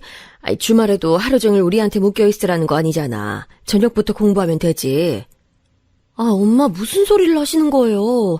왜 하필이면 저 고3 됐을 때 식당을 차리시겠다고 하는 건데요? 정말 배려도 없고 제 입장은 전혀 생각 안 하시잖아요. 인생에서 한 번뿐인 고3 수험생활인데 다른 집들은 부모님들이 자식 공부에 방해될까봐 집에서도 조용히 지낸다고 그러던데 왜 우리 집은 고3한테 공부하지 말라면서 이렇게 고사를 지내는 거예요? 얘가 또 철없는 소리만 늘어놓네. 넌 도대체가 언제나 처리될 생각이야. 수험생활이 왜 인생에 한 번뿐이야. 그럼 재수 삼수하는 사람들은 수능 공부하는 게 아니란 거야? 지금 나보고 대입 미끄러져서 재수 삼수하라고 그러는 거예요? 왜 말을 그렇게 받아들여? 네가 대학 가도 그거 온전히 네 힘으로만 가니? 너 벌어둔 돈이라도 있어? 그거 다 부모 돈으로 대학 가는 거면서 자식이 돼가지고 부모 일에 이렇게나 관심을 안 두고 일손 안 거두려고 하는 거 그게 바로 불효야. 다른 게 불효가 아니야. 너 잘 생각해. 나중에 돼서 그때 부모님께 잘할 걸 이렇게 후회하지 말고. 그 나이에 저는 친정엄마의 그런 말씀들이 너무 벅차게 다가왔어요. 마지못해 일손을 보태드렸어요. 초반에는 장사가 잘 안 됐었어요. 규모가 크지 않아서 만석은 어렵지 않을 거라고 다들 자신했었으나 그것은 오만이었던 거예요. 장사란 게 녹록지 않은 것들이거든요. 차라리 그때 부모님과 싸우는 한이 있더라도 수험 공부에 더 집중을 해볼 것을, 그랬다면 후회가 남지 않았을 텐데 라는 생각을 저는 두고두고 했답니다. 너무나도 무난한 결과를 냈기 때문에 괜히 아쉬웠던 것 같아요. 이런 저를 부모님께서는 이해하지 못하셨고 이미 끝난 걸 가지고 자꾸만 곱씹는 나약한 버릇은 어디서 배웠는지 모르겠다며 고개를 저으셨어요. 부모 자식 간의 관계는 정말로 복잡하고 오묘한 것 같아요. 부모님은 늘 저를 사랑해 주셨으며 저 또한 부모님을 공경해왔건만 알게 모르게 애증 같은 것이 자꾸만 자리 잡더군요. 저에게 가장 많은 상처를 줬던 존재가 부모님이라는 것이 정말 희한하다고 생각해요. 특히 저는 딸이라서 그런지 엄마와의 관계가 애증 그 자체였네요. 이런 게 좀 힘들었고 혼자 독립해서 잘 해내고 싶다는 생각이 강해져서 대학 진학한 후로는 조용히 혼자 이 악물고 지냈어요. 친정 부모님의 식당은 해를 거듭할수록 그래도 안정의 궤도에 오르기 시작했고요. 저는 대학 졸업 과정에도 취업 준비 과정에도 친정 식구들의 도움이나 조언 없이 그 어떤 손길도 빌리지 않고 혼자 해냈었네요. 부모님과의 대화가 불편한 건 절대 아닌데 그렇다고 마음이 편하지도 않은 것, 그게 뭔지 혹시 여러분은 아시나요? 저는 그런 걸 20대 초중반 나이에 정말 많이 느꼈던 것 같아요. 제가 안고 있는 서러운 감정들이 부모님의 입장에서는 뭘 그런 걸 담아두고 그러니 정도로 치부된다는 걸 정확히 알고 난 이후부터는 더 그렇게 됐어요. 한 가족임에도 저희는 이렇게 달랐어요. 그러니 생판 남과 만나서 가족이 된다는 건 아주 많이 어려운 일이 될 거라고 저는 여겼었는데요. 큰 의미가 되지 못했던 두 번의 연애 이후 저에게 찾아온 인연이 있었어요. 인상은 호탕하고 쾌활하게 생겼는데 너무 신기하고 놀라웠던 게 말하는 거나 행동하는 걸 보면 되게 소심하고 매사에 조심스러웠다는 점이에요. 저보다 고작 1살 많았지만 신중하고 절대 경거망동하지 않는 면모만 보자면 저에 비해 아주 많이 노숙하다는 느낌이 있었던 그 남자였죠. 저는 저에게 오롯이 관심과 애정을 쏟아주지 않는 부모님께 사실은 불만이 많았다는 것을 이 남자를 통해 알게 됐고요. 왜냐면 제 결핍이 채워지는 듯한 기분이 들었기 때문입니다. 만남을 이어가던 저는 어느 날에 청혼을 받았고 어렵지 않은 고민 끝에 승낙을 했어요. 이런저런 일들이 중간에 또 있긴 했지만 결국은 결혼까지 꼴이 나게 된 인연이었죠. 저는 남편에게 무척 마음에 드는 부분이 있었고 결혼을 확정지을 만한 어떤 계기가 있었어요. 우선 마음에 들었던 부분은요, 남편이 제가 하는 말에 반응을 잘해준다는 점이 최고였어요. 와, 정말? 그 일을 두고 그렇게 생각하고 있었어? 난 그런 줄 상상도 못하고 있었네. 나한테 이렇게 말해줘서 고마워. 덕분에 네 생각을 알 수 있었어. 나는 네가 하는 이야기는 다 진솔한 것 같아서 듣고 있으면 너무 좋더라. 저한테 이렇게 반응해주는 이야기 상대를 만난 게 처음이었거든요. 남편은 항상 제 말을 끝에 끝까지 들어줬어요. 그래서 조건이고 뭐고 다 치우고 그냥 이 남자랑 나는 결혼해도 되겠다 이런 생각이 들었던 거예요. 남편의 조건이 결혼 상대로 냉정하게 보자면 훌륭한 건 아니었죠. 일단 직장에서 받는 연봉 수준은 나쁘지 않았는데 안정적인 일자리가 아니라는 점이 크게 걸리는 거였고요. 시아버지께서 편찮으셨기에 그만큼 물질적인 것이며 신경 써야 하는 게 존재했고, 시어머니께서는 소위 아들 유세를 부리시는 분이었고요. 시누이는 자기 가족들과 사이가 나쁜 편인데다가 그 본인의 성격도 나쁘다고 남편한테 귀띔을 받았던지라 덜컥 겁부터 났고, 시동생은 자기 앞가림 하나 못하는 집안의 골칫덩이였어요. 시댁 집안의 재산이 빵빵한 것도 전혀 아니었고요. 이런 판국이니 결혼하면서 여유를 꿈꾸는 건 힘든 조건이었죠. 그럼에도 저는 남편이 저랑 잘 맞아서 이걸 아주 높게 평가했죠. 저는 그런 부분에 늘 목이 말랐던 사람이니까요. 제 아내 결핍과 남편의 성격이 마침 맞물렸던 것이죠. 그런데 제가 시댁 식구들 중에서 한 사람 때문에 결혼 전부터 무척이나 놀랐던 경험이 있습니다. 그건 바로 시누이였는데요. 제가 결혼을 확정짓는 계기가 됐어요. 연애하는 동안 시누이를 제가 볼 일이 없었어요. 남편하고 진지한 관계로 더욱 진전이 있고 나서는 시누이의 얼굴을 사진을 통해서 한번 봤었는데 별 생각 안 들었고요. 그랬다가 결혼 약속하고 나서야 시누이를 어쩌다가 실제로 만나게 됐는데 어라? 묘하게 낯이 익은 거예요. 참 이상한 일이었어요. 시댁이 있는 동네에서 제가 살아본 것도 아니고 여러모로 과거에 접점이 없었어야 맞는 거거든요. 근데 시누이의 이름을 제가 작게 소리내어서 발음해본 순간에 벼락 같은 깨달음이 왔어요. 설마 나 고등학교 때 지역 일대에서 알아주던 일진 짱이었던 그 언니? 이건 말도 안 되는 일이라고 생각했어요. 그 무서웠던 인물을 훗날 제가 이런 식으로 다시 만나게 될 줄은 상상도 못했던 거죠. 시누이는 남편의 누나이자 첫째예요. 옛날부터 시부모님이랑 무진장 싸우고 자랐다고 합니다. 어렸을 때는 시어머니께서 하도 딸 아들을 차별해대고 아들들에게만 어와둥둥 싸고 돌면서 딸한테는 구박은 기본이고 온갖 집안일을 시키시니까 그런 것 때문에 분노가 쌓였던 거예요. 머리가 좀 크면서부터 시어머니께 대들기 시작했던 거죠. 그런 걸 보면 시누이는 타고난 기질이 약하거나 순하진 않은 것 같네요. 시댁이 갑자기 사정이 너무 어려워져서 힘든 시기가 찾아오자 시부모님께서는 장녀부터 쳐내셨죠. 시누이는 중1 막바지에 갑자기 하루아침에 자기 외삼촌 댁으로 가서 살게 된 거예요. 당연히 전학 절차도 밟아야 했고 감수성 예민했던 때에 자기 의사와는 전혀 상관없이 그런 게 모두 결정나서 진행돼 버리니까 시누이의 내면에는 반항심이 무럭무럭 자랐습니다. 그 이후로는 제가 아는 대로 어마어마하게 유명세를 떨치는 일진으로 성장해버렸죠. 성인이 된 시누이한테 시부모님이 그러셨대요. 다니는데 돈도 거의 안 되는 전문대에 진학했으니 딱히 돈 쓸 일은 없을 테니까 남는 시간에 무조건 일해서 돈 벌라고요. 그리고 그 돈 당신들 용돈으로 달라고요. 시누이가 대체 자기가 왜 그래야 하냐고 물었더니 낳아주고 키워준 값을 받는 건 당연하다면서 시부모님께선 당당하게 답하셨다고 하더군요. 시누이는 화가 났고 인연을 끊자느니 말자느니 하면서 난리도 아니었다고 합니다. 시부모님께서 아들들, 특히 막내 아들에게는 일체의 희생도 강요하지 않으셨으니 시누이의 분통이 터질만 했다고 봐요. 들어보니까 시어머니께서는 당신부터가 자라오신 환경이 힘들었더군요. 가족의 사랑을 거의 못 받고 크셨대요. 특히나 남자 형제들 사이에서 시어머니는 미운오리 새끼 같은 존재였으며 온갖 집안일을 도맡아 하셨고 식모나 다름없이 굴려졌다고 합니다. 오로지 딸이라는 이유 하나만으로 감당해야 하는 희생들이 너무나 많았습니다. 아들, 딸 차별하는 그 가정 환경 때문에 시어머니께선 엄청난 피해를 입으셨던 건데요. 그런데 참 희한한 것이 바로 그런 문제 때문에 죽도록 고생하고 괴로워하셨음에도 불구하고 당신께서 결혼하여 자식들을 낳으신 이후로 옛날에 당하셨던 것을 똑같이 답습하려 보셨다는 사실이에요. 감히 딸 주제에 아들들의 위에 서면 안 될 일이라며 시누이를 쥐잡듯이 잡으셨고요. 만약 시어머니께서 당신의 힘들었던 과거 경험을 토대로 시누이에게 잘해주셨다면 시댁의 풍경은 완전히 달라졌을 거라고 저는 수차례 생각했어요. 하지만 부모가 오히려 자기를 막아섰으니 시누이는 집에 애정을 느끼지 못하고 자꾸만 이탈하는 현상이 벌어졌고 그 동생들은 위에서 누가 딱 잡아주는 역할이 없으니 자유분방하게 멋대로 커버린 것이죠. 차라리 남편의 경우는 나았어요. 막내가 워낙 천방지축에다가 고집이 세니까 남편이 양보하고 살다 보니 배려의 미덕이라도 갖추게 됐는데요. 집안의 막내인 시동생은 가히 왕자님 대우를 받으며 자라난 모양이더라고요. 하도 어화동동 내 새끼 소리만 듣고 살아서 그런지 학창시절에도 교우 문제가 잦았다네요. 당근과 채찍이 골고루 섞어야 이상적인 교육이라고 하던데 시동생은 채찍은 한 번도 보지 못한 채 내내 당근만 보면서 자랐기에 사회성이 부족했나 봐요. 대학 입시까지 완전히 망쳤고요.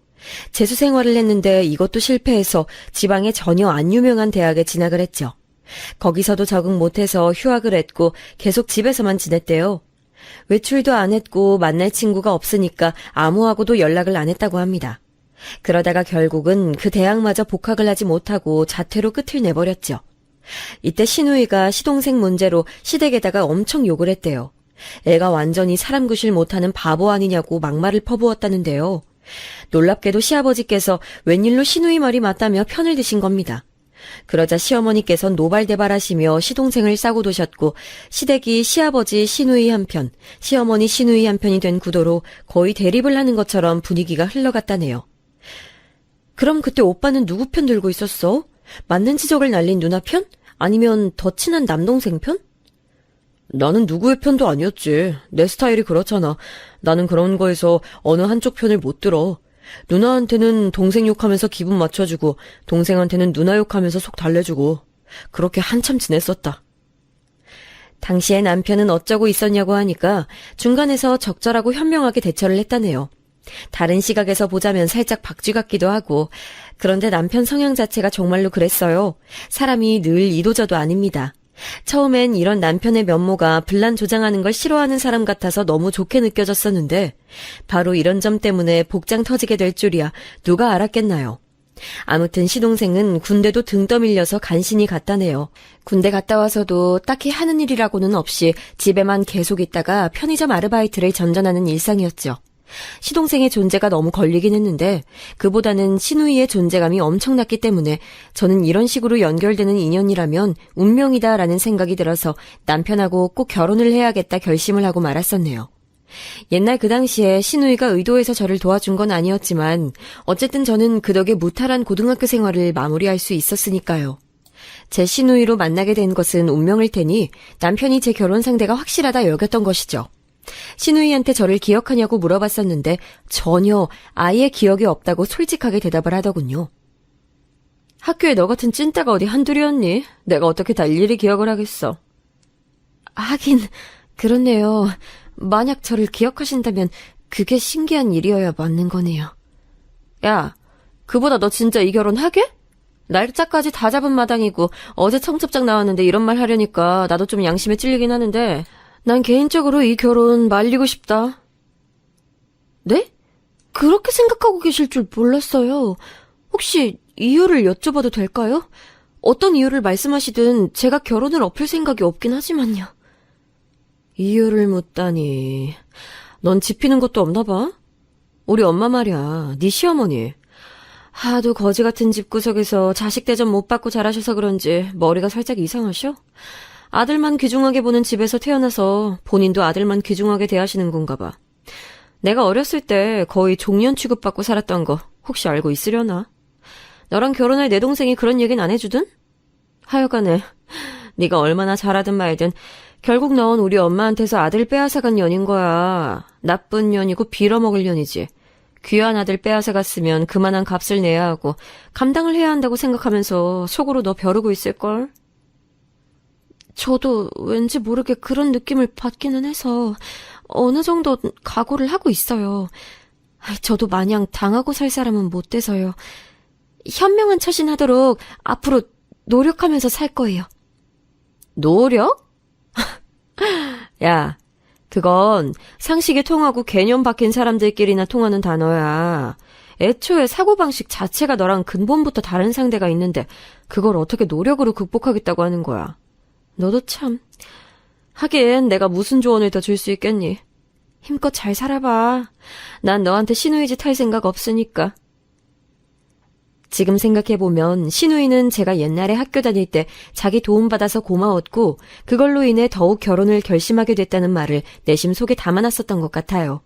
그랬기 때문에 괜히 저한테 미안하기도 하고 자기 때문에 제가 결혼을 하게 되었나 싶어서 솔직한 자기 감상을 얘기해줬던 거였겠죠.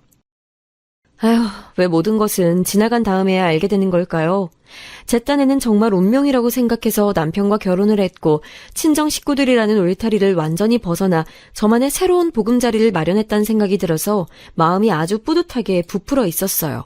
결혼 전에 이런저런 일이 있었다고 제가 말씀드렸었죠? 사실은 친정의 반대가 무척 심했어요. 친정 식구들 모두가 그 집안 왠지 별로다라고 입을 모았어요. 제가 고집을 안 꺾었더니 부모님께서는 저한테 그렇게 결혼이 하고 싶거든 최소한 반년 이상 더 만나보고 그때 가서 다시 얘기하자고 했었죠. 그런데 그때는 그런 말이 제 마음에 안 와닿았어요. 게다가 그것도 모자라서 저는 시어머니로부터 이런 소리도 들었었죠. 내가 살다 우리 귀한 장남아들을 모양새 떨어지게끔 시골 깡촌 집안에다가 장가를 보낼 줄 몰랐네. 아유, 오래 살고 볼 일이네 아주. 아유, 속상해라. 저렇게 강경히 결혼을 하겠다고 나오니 더 막아설 자신은 없고 덜 떨어지는 시골 출신 며느리를 들여야 한다니 아구고 아유 모양새 빠져라. 저 들으랍시고 일부러 혼잣말을 크게 하시면서 한숨을 내쉬셨던 시어머니셨건만 저는 오히려 눈치만 살피면서 잘못이 있는 사람 마냥 굴었네요. 말씀을 저렇게 하셨으나 결국엔 결혼 다 허락해 주시고 저를 받아주셨다는 것에 더 초점을 맞추며 감사한 마음까지 가졌었고요. 지금 생각하면 쓴웃음만 나오네요. 저와 감성이 맞지 않는 친정 식구들보다 오히려 시댁 쪽이 나을 수 있겠다는 얄팍한 계산도 솔직하게는 조금 있었던 것 같아요. 아무래도 제가 며느리다 보니까 시어머니를 초장부터 상대하기는 부담스러워서 편찮으신 시아버지께 먼저 다가갔었죠. 남편이 부자관계가 살짝 어색한 편이기도 해서요. 아버지와 아들 둘이서 함께 있으면 딱히 오가는 대화도 없고 멋쩍게 TV를 보거나 휴대폰을 들여다보는 실정이었는데요. 제가 시아버지께 먼저 다가가면서 말도 붙이고 살갑게 굴었더니 남편이 엄청나게 좋아하는 겁니다. 나는 중학교 이후로는 아버지께 이런저런 가벼운 사담을 붙여본 적이 한 번도 없는 것 같아. 그런데 네가 아버지께 하는 걸 보니까 내 마음이 다 벅차오르네. 너무 보기 좋다. 이래서 남자들이 결혼을 하는구나 싶어. 남편이 기뻐하는데 그 모습을 보고 제가 어떻게 싫어했겠나요. 그 반응에 더욱 시아버지께 열심히 대해드렸죠. 그런데 워낙 건강 상태가 오락가락 하시다 보니까 아파 보신 분들은 아시겠지만 몸이 아프면 대체로 성격이 예민해지잖아요. 그래서 시아버지께서도 감정의 기복이 크셨고 함께 시간을 보내드리는 게 정말 쉽지 않았어요. 너무 어려웠죠. 겪을수록 더 그렇게 되더라고요. 그리고 시아버지께서 어쩜 그렇게 시어머니 욕을 하시던지 속이 뒤틀린 그 여편네랑 결혼만 안 했어도 이 지경으로는 안 살았을 거라는 등의 말씀을 계속 입에 달고 사셨어요. 저한테 자꾸 공감을 요구하셨고요. 얼마나 제 입장에선 불편했는지 몰라요. 거기다 대고 제가 맞다 아니다 할 수 있겠나요. 그런 순간에는 그냥 조용히 있었죠. 하지만 시어머니께서는 불만을 점차 품으시더군요. 너, 네 시애비랑 둘이서 내 욕하고 있지? 나보고 성질 더럽고 일찍 노망단 할망구라며 내 흉보고 있잖아. 털어놔봐, 맞지? 너 내 욕 몇 번이나 했니? 아니에요, 어머님. 절대 그런 적 없어요. 제가 어떻게 어머님 욕을 할 수 있다고 그러세요. 딱 잡았다는 게 너무 깔끔하니까 되려 더 의심스럽네. 네 시애비랑 신나서 시시덕거리고 내 흉보는 거 내가 다 알고 있어. 나 아주 정신 멀쩡하니까 너무 그렇게 기고만장하지 않는 게 좋을 거야. 아예 당신의 안에서 저를 뒷담화나 해대는 며느리로 확정을 지어놓으셨더군요. 억울했고 황당했어요. 그리고 후회도 했죠.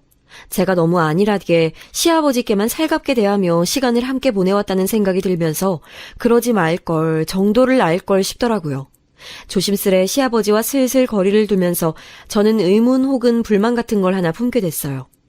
저는 편찮으신 시아버지를 위해 열심히도 노력을 했건만 남편은 제 친정 부모님께 안부 연락 한 번을 먼저 하는 법이 없었으니까요.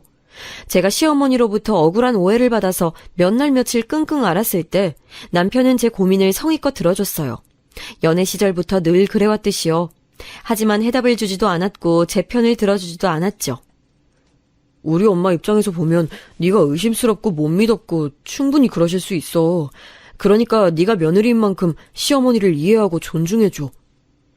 기껏 한다는 말이 저거였어요. 그때 처음 생각이 든 부분인데요. 남편은 좋게 말하면 중립적인 사람이었고 나쁘게 보자면 이도저도 아닌 사람이었다는 거예요. 그래도 거기까지는 이해하겠는데 제가 몇 번 일러줬음에도 저희 부모님께 아직도 연락을 먼저 안 하는 게 거슬리더라고요. 내가 꼭 말을 하고 사정에 사정을 해야지만 우리 부모님 신경 써주는 거야? 어버이날에 어떻게 할지 계획 세우면서도 오빠 지금 우리 부모님 얘기는 계속 쏙 빼놓고 있는 거 알고 있어? 아, 내가 또 그랬구나. 미안해. 내 문제점 짚어줘서 고마워. 역시 너가 세심하다. 알면 다행이고 우리 양가 부모님 네 분께 똑같은 선물을 그냥 맞춰드리는 건 어때?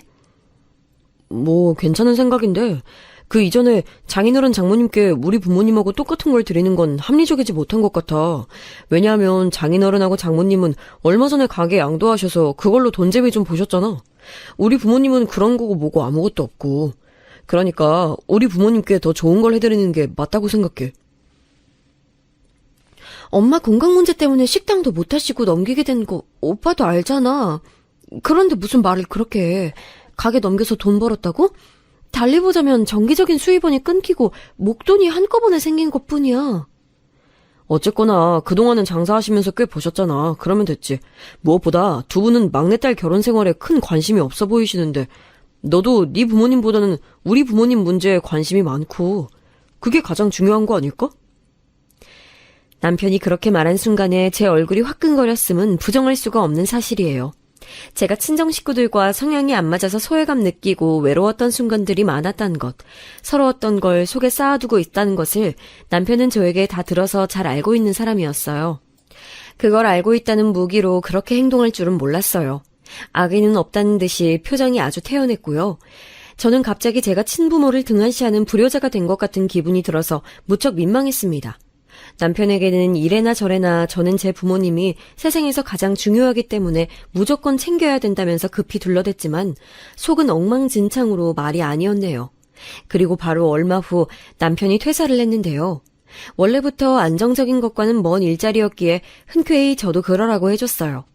남편은 친한 대학 선배 형의 강력한 제안을 통해서 바로 사업을 차렸죠. 거창한 건 아니었고 사무실 하나 두고 시작한 일이었어요. 하지만 포부는 무척 컸기에 남편의 열의가 엄청났고요. 멋쟁이 사업가 남편은 아무나 될 수 있는 줄 아니? 넌 전생에 무슨 복을 그리도 지었길래 우리 아들 같은 남자를 홀랑 낚아서 결혼했는지. 내가 같은 여자로서 네가 부럽지 않을 수가 없구나. 그때 시어머니께서 저를 향해 던지신 말씀에 내심 충격받았었네요. 같은 여자로서 제가 부럽다니요. 그게 시어머니가 며느리한테 하실 만한 발언이었나 싶어서 지금도 가끔 곱씹고 있을 지경이에요. 결혼 전에 시누이가 저한테 경고했던 대로 됐어요. 정말로 그렇게 되더라고요. 사업의 내용이 어떻든 그게 잘 되든 말든 시어머니께서는 당신의 멋진 아들을 제가 감히 채갔으니까 그에 상응하는 대가를 제가 내놓아야 한다고 주장하셨습니다. 내가 딱히 말을 하지 않아도 네가 알아서 착착 나한테 뭘 해줘야 하는 거 아니야? 넌 참 사람 입장을 난감하게 만드는구나. 내 입에서 제발 며느리 잘 들였다는 소리 좀 나오도록 네가 제대로 해보란 말이야. 도대체 뭘 어떻게 무슨 노력을 더 해야 하는 것이었는지 당시에 저는 알 길이 없었어요. 그나마 직장 다닐 때는 어쨌든 일 다니는 사람이니까 핑계거리가 있어서 좀 나았는데요. 퇴사를 하면서부터는 그런 게 사라졌죠. 전 원래 대기업에서 계약직으로 근무하고 있었는데 사막에서 바늘 찾기 수준이라는 정규직 전환에 제가 실패했어요. 신락 같은 기대를 가졌었건만 역시나 쉽지 않더군요. 바로 이직으로 연결을 생각했었는데 어쩌다 보니 타이밍이 맞지 않아서 퇴사를 한 뒤 잠시 휴식기를 갖게 됐는데요. 이런 저를 시어머니께서는 가만히 두고 보지 않으셨어요. 이때 아니면 언제 배우겠냐고 하시면서 저에게 갑자기 요리를 가르쳐 주시겠다고 하더군요. 제가 조심스레 그런 거 필요 없다고 말씀드렸다가 눈앞에서 별을 보고 말았어요. 시어머니께서 순식간에 제 머리에 꿀밤을 먹이신 거였죠. 맞은 게 너무 황당해서 아픈 머리 부여잡고 멍하니 있었던 것 같아요. 어머님, 갑자기 이렇게 사람 머리를 때리시면 어떡해요?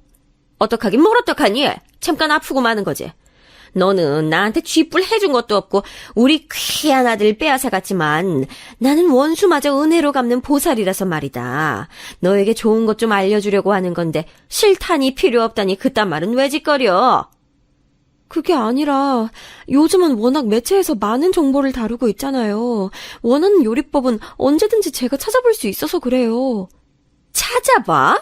속 편한 소리하고 앉았다. 이런 걸 직접 눈으로 보고 손으로 움직여서 전수받아둬야 우리 아들한테 직접 맛있는 음식도 네가 차려내고 그럴 거 아니야. TV 보고 휴대폰 보고 요리법을 배우겠다고? 그런 것들에는 나 박 여사의 최고 요리 비법은 나와 있지도 않아. 우리 아들은 내가 해준 걸 최고로 잘 먹으니까 잔말 말고 너 이렇게 집에서 판판히 놀고 있을 때 나한테 음식이나 배워. 판판이 노는 거 절대 아니었는데 억울했지만 일단은 꾹 참았네요. 시어머니의 기세에 눌려서 제가 그날은 부엌에서 시달렸고요. 남편한테 다 말했더니 엄청 난감하다는 표정으로 저한테 되려 이렇게 물었어요. 그래서 내가 어떻게 해야 할까? 내가 뭘 하길 바라고 지금 나한테 얘기하는 거야? 나는 어떻게 해야 할지도 모르겠고. 아무튼 난 가만히 있을래. 눈치로 보건대 자기 모친과 척을 지기 싫은 모양이었어요. 자기 아내 편 한번 시원하게 들어줄 줄 모르는 남자였답니다.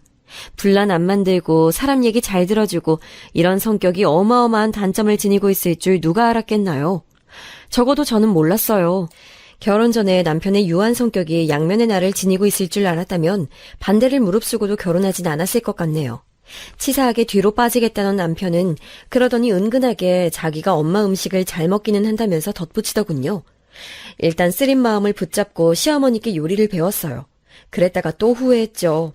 제 등짝 후려치시면서 설명하시고 행주 제 얼굴에 집어 던지시고 냄비 사이즈 잘못 꺼낸 게 너무 화가 나신다면서 가스레인지 위에 올라가 있던 냄비를 갑자기 싱크대에 처박으셔서 제 심장 떨어지는 줄 알았고요.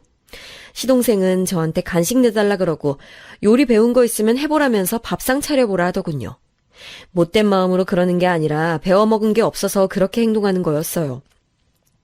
시어머니께서는 그런 시동생을 애끓는 표정으로 쳐다보시던데 그걸 보고 제가 약간 소름이 돋았습니다. 속 타는 나날이 몇 주 더 지나간 후 점입가경으로 남편의 사업이 망했어요. 시작부터 잘못 끼워진 단추였어요. 투자금부터 사기당한 거였고 사무실 계약 역시 잘못된 거였거든요. 난리도 아니었습니다. 그거 다 수습하느라 수중에 있던 현금을 싹 다 날려먹었어요. 정말 피가 마르는 기분이란 게 뭔지 그때 깨달았네요. 그 와중에도 시어머니께서는 남편만 불쌍해하셨고 남편의 편만 드셨으며 뒷수습하느라 진땀을 뺀 저한테는 비싼 남편 맞이한 값을 내는 거라고 생각해라며 근엄하게 훈계하셨네요. 그 말 듣고서도 남편은 아무 소리 안 했고요. 너무 열받아서 남편한테 미친 듯이 따졌었는데 미안하단 소리는 참 잘하는 사람이었기에 다 자기 잘못이라며 고개를 떨궈서 전의를 상실하게 만들었어요. 상황이 여기까지 치닫자 친정에서도 당연히 일련의 사태를 다 알게 됐죠. 오빠랑 언니는 똑같은 반응을 보였어요. 그 결혼 할 때부터 이렇게 될 줄 알아봤다면서 저의 어리석음을 비웃었죠. 역시 친정 식구들이란 이렇게 나오는구나 싶어서 씁쓸해하고 있을 때였어요. 친정엄마가 저에게 신용카드를 내어주신 거예요. 내가 나이를 먹어서 그런가 이상하게 요즘 들어서 너 어렸을 때 못해준 것들이 자꾸만 생각나고 그러네. 예쁜 막내딸 두고서 뭐 그리 밖에 신경 쓸 일이 많다고 무심하게 굴었었는지. 네 아빠랑 상의해서 이거 주는 거야. 걱정 말고 부담 말고 요긴하게 쓰면 돼. 앞에서는 감사하단 인사만 했지만 그날 저녁에 집에서 많이 울었어요. 저를 보시는 엄마의 눈빛이 애틋한 기운으로 떨리고 있던 것이 계속해서 제 머릿속에 떠올랐거든요. 제가 우니까 남편은 왜 그러냐고 깜짝 놀라서 묻고 친정엄마랑 했던 대화 알려주면서 신용카드도 보여줬죠. 남편은 자기가 사위로서 면목이 없다고 침울해했어요. 그래서 제가 내일 날 밝으면 저희 부모님께 연락 한 통씩 드리라고 남편한테 그랬어요. 근데 알겠다고 해놓고선 다음날 밤에 물어보니까 연락 안 했더라고요. 왜 안 했냐고 하니까 차마 드릴 말씀이 없어서 연락을 못 했대요. 그게 말이 되나요? 웃긴 건 자기 모친한텐 잘도 연락했더라고요. 이걸 어떻게 알았는가 하면 시어머니께서 친정엄마가 주신 그 카드를 훔쳐갔기 때문입니다. 남편을 통해서 카드의 존재를 들으신 거죠.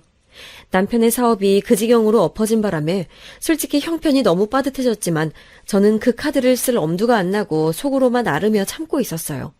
그랬다가 어느 날 도저히 안 되겠어서 그 카드를 한번 쓸 요량으로 찾았는데 원래 있던 자리에 없는 거예요. 저랑 남편 둘만 사는 아담한 집에서 그게 어디 갔겠나요? 당연히 남편한테 행방을 물어봤죠. 그랬더니 남편이 그럴 리가 없다면서 대수롭지 않게 대답하다가 갑자기 흠칫하면서 아 잠깐만 설마 엄마가 쓰시고 안 갖다 두셨나? 이런 혼잣말을 자기도 모르게 중얼거린 겁니다. 그 순간 제 머리가 차갑게 식었죠. 당장에 시댁으로 쳐들어갔어요. 시동생만 있더라고요. 제가 안방 서랍장 같은 데를 뒤지니까 시동생이 어리둥절한 표정으로 저를 보면서 혹시 신용카드 찾느냐고 하는 거예요. 저는 맞다고 그랬죠. 시동생은 거실 TV장 위에 카드가 있음을 알려줬어요. 제가 그 카드를 손에 쥐고서는 안도의 한숨을 내쉬고 있는데 시동생이 헤헤 웃으면서 이렇게 말했습니다. 형수님 덕분에 우리 엄마 멋진 가방 생겼네요. 그런 거 들어보시는 게 꿈이라고 엄마가 하도 그러시는 거 듣고도 전 사드릴 능력이 안 되니까 마음이 아팠는데 참 다행이에요. 가방이요? 무슨 가방이요? 혹시 그거 지금 여기 있어요? 시동생은 해맑게 안방 안에 옷장을 열어서 그 안에 들어있던 가방을 저에게 보여줬어요. 그건 그냥 가방이 아니라 루이비통 명품이었어요. 제 표정이 굳어졌고 마침 시어머니께서 귀가하셨습니다. 안방에 들어오시다가 깜짝 놀라시곤 곧바로 가방부터 품에 안으시더군요. 어머님, 사실인가요? 제 친정엄마가 저 쓰라고 주신 그 신용카드 멋대로 훔쳐가셔서 그 가방을 구매하신 거예요? 그거 루이비통이잖아요. 어머님께서 그건 갑자기 왜 사신 건데요? 갑자기라니, 난 늘 이런 거 갖고 싶었어. 형편이고 여력이 안 되니까 사치를 못 부렸을 뿐이지. 세상 천지에 이런 거 안 갖고 싶은 여자도 있다니? 나이가 들어도 여자는 여자야. 누가 어머님이 여자 아니라고 제가 그런 적이라도 있나요? 왜 훔친 카드로 그런 사치를 하셨냐고 저는 그거 여쭙는 거예요. 훔친 카드? 너 말 한번 재수없게 안 해? 빌려 쓴 카드라고 하면 어디가 덧나니? 빌려준 사람이 아무도 없는데 그건 어불성설이었지요. 제가 차오르는 분노로 주먹을 꽉 쥐는 사이 시어머니께서는 눈을 부라리시며 저를 죽일 듯이 노려보셨어요. 귀한 사위를 얻어놓고도 입 싹 씻어버리는 사돈께 내가 직접 값을 받아낸 것뿐이야. 이거 왜 이래? 염치도 없는 집안 같으니 네가 열 올릴 게 어딨다고 이러니? 네가 하도 되바라져서 하지도 못하는 효도 이런 식으로 했다고 생각하면 너한테도 이득 아닌가? 시어미한테 멋지게 효도 한번 했다고 생각해. 염치도 없는 집안이요? 어떻게 이 상황에서 그런 식으로 말씀하실 생각이 드실 수가 있어요? 저요, 자랑은 아니지만 남한테 진심으로 화를 안 내보고 살아본 사람이에요. 폭발할 감정이라면 제가 끌어안고 터져버리는 게 낫다고 믿는 답답한 사람이 바로 저라서요. 그런데 어머님께서는 정말 대단하시네요. 이런 저로 하여금 너무 화가 나서 머리가 돌아버릴 것 같은 기분을 느끼게 하시다니요.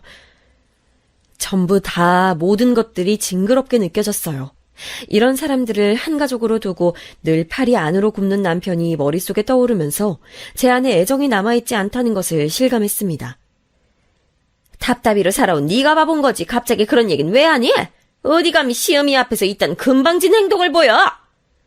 수치를 모르시는군요. 민망해하지도 않으시고 신용이나 사과도 안 하시네요. 이 미친 것이 내가 왜 그래야 돼? 나는 명품 들만한 가치와 자격이 넘치는 입장이야. 걸맞는 걸 받아낸 것뿐인데 왜 내가 사과를 해? 사과를 해야 하는 건 진작에 제때 효도 못한 너겠지? 아, 끝까지 이러시겠다. 네, 잘 알겠습니다. 그 잘난 아들놈이랑 이혼할게요. 사업 거하게 말아먹고도 귀하단 소리 듣는 그 무능력한 놈이랑 갈라서겠다고요. 이혼하고 남남돼서 어디 시시비비 명백하게 가려봅시다.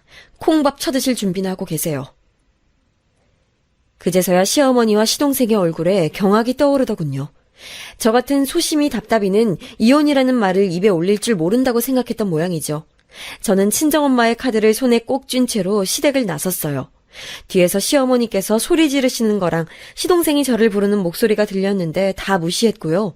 남편한테 먼저 얘기를 할까 하다가 마음을 바꿔서 친정 부모님을 먼저 뵀네요. 그러길 잘했던 것 같아요. 신용카드를 사용한 게 제가 아니라 시어머니였다는 것, 명품 가방을 구매하셨다는 것까지 들으시곤 친정엄마가 우셨어요. 내 새끼, 엄마가 미안해. 내 새끼 불쌍해서 어떡해. 이렇게 말씀하시면서 말이에요. 그 순간 갑자기 말로는 형용할 수 없는 감정이 속에서 휘몰아쳤고 저는 끝끝내 오열하고 말았습니다. 속에 든 답답함이 다 가실 만큼 커다란 울음이었네요. 친정아버지께선 간신히 화를 누르시는 낯으로 당장 이혼하라 하셨고요. 남편 앞에서 이혼을 선언할 때 제 기분을 묘사하자면 후련함 그 자체였던 것 같습니다.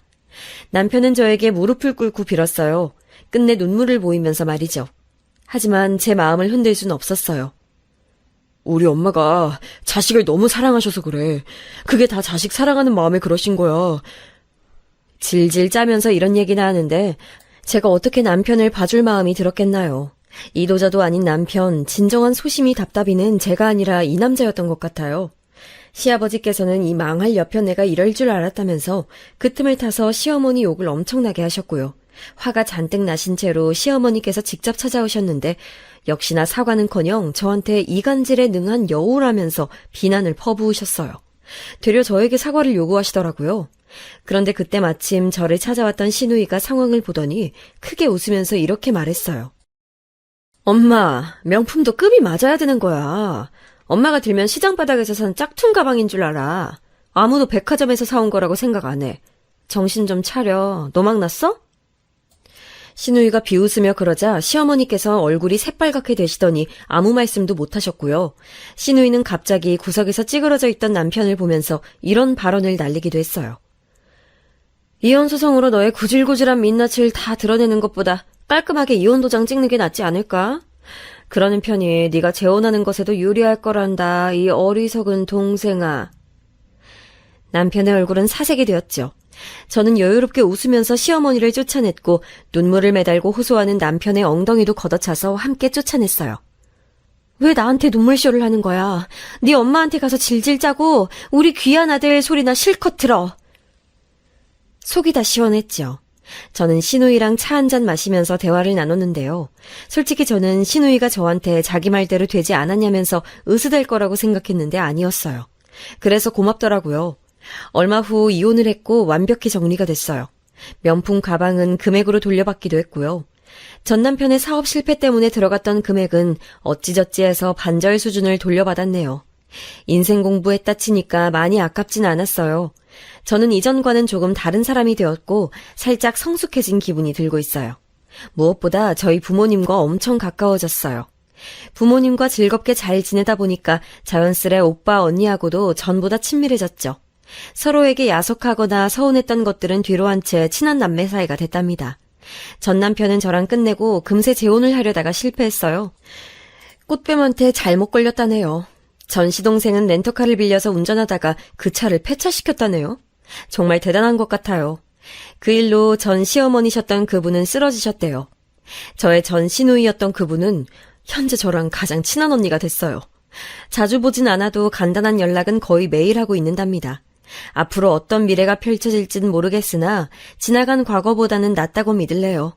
저에겐 든든한 가족이 함께하고 있으니 두려울 것도 없네요.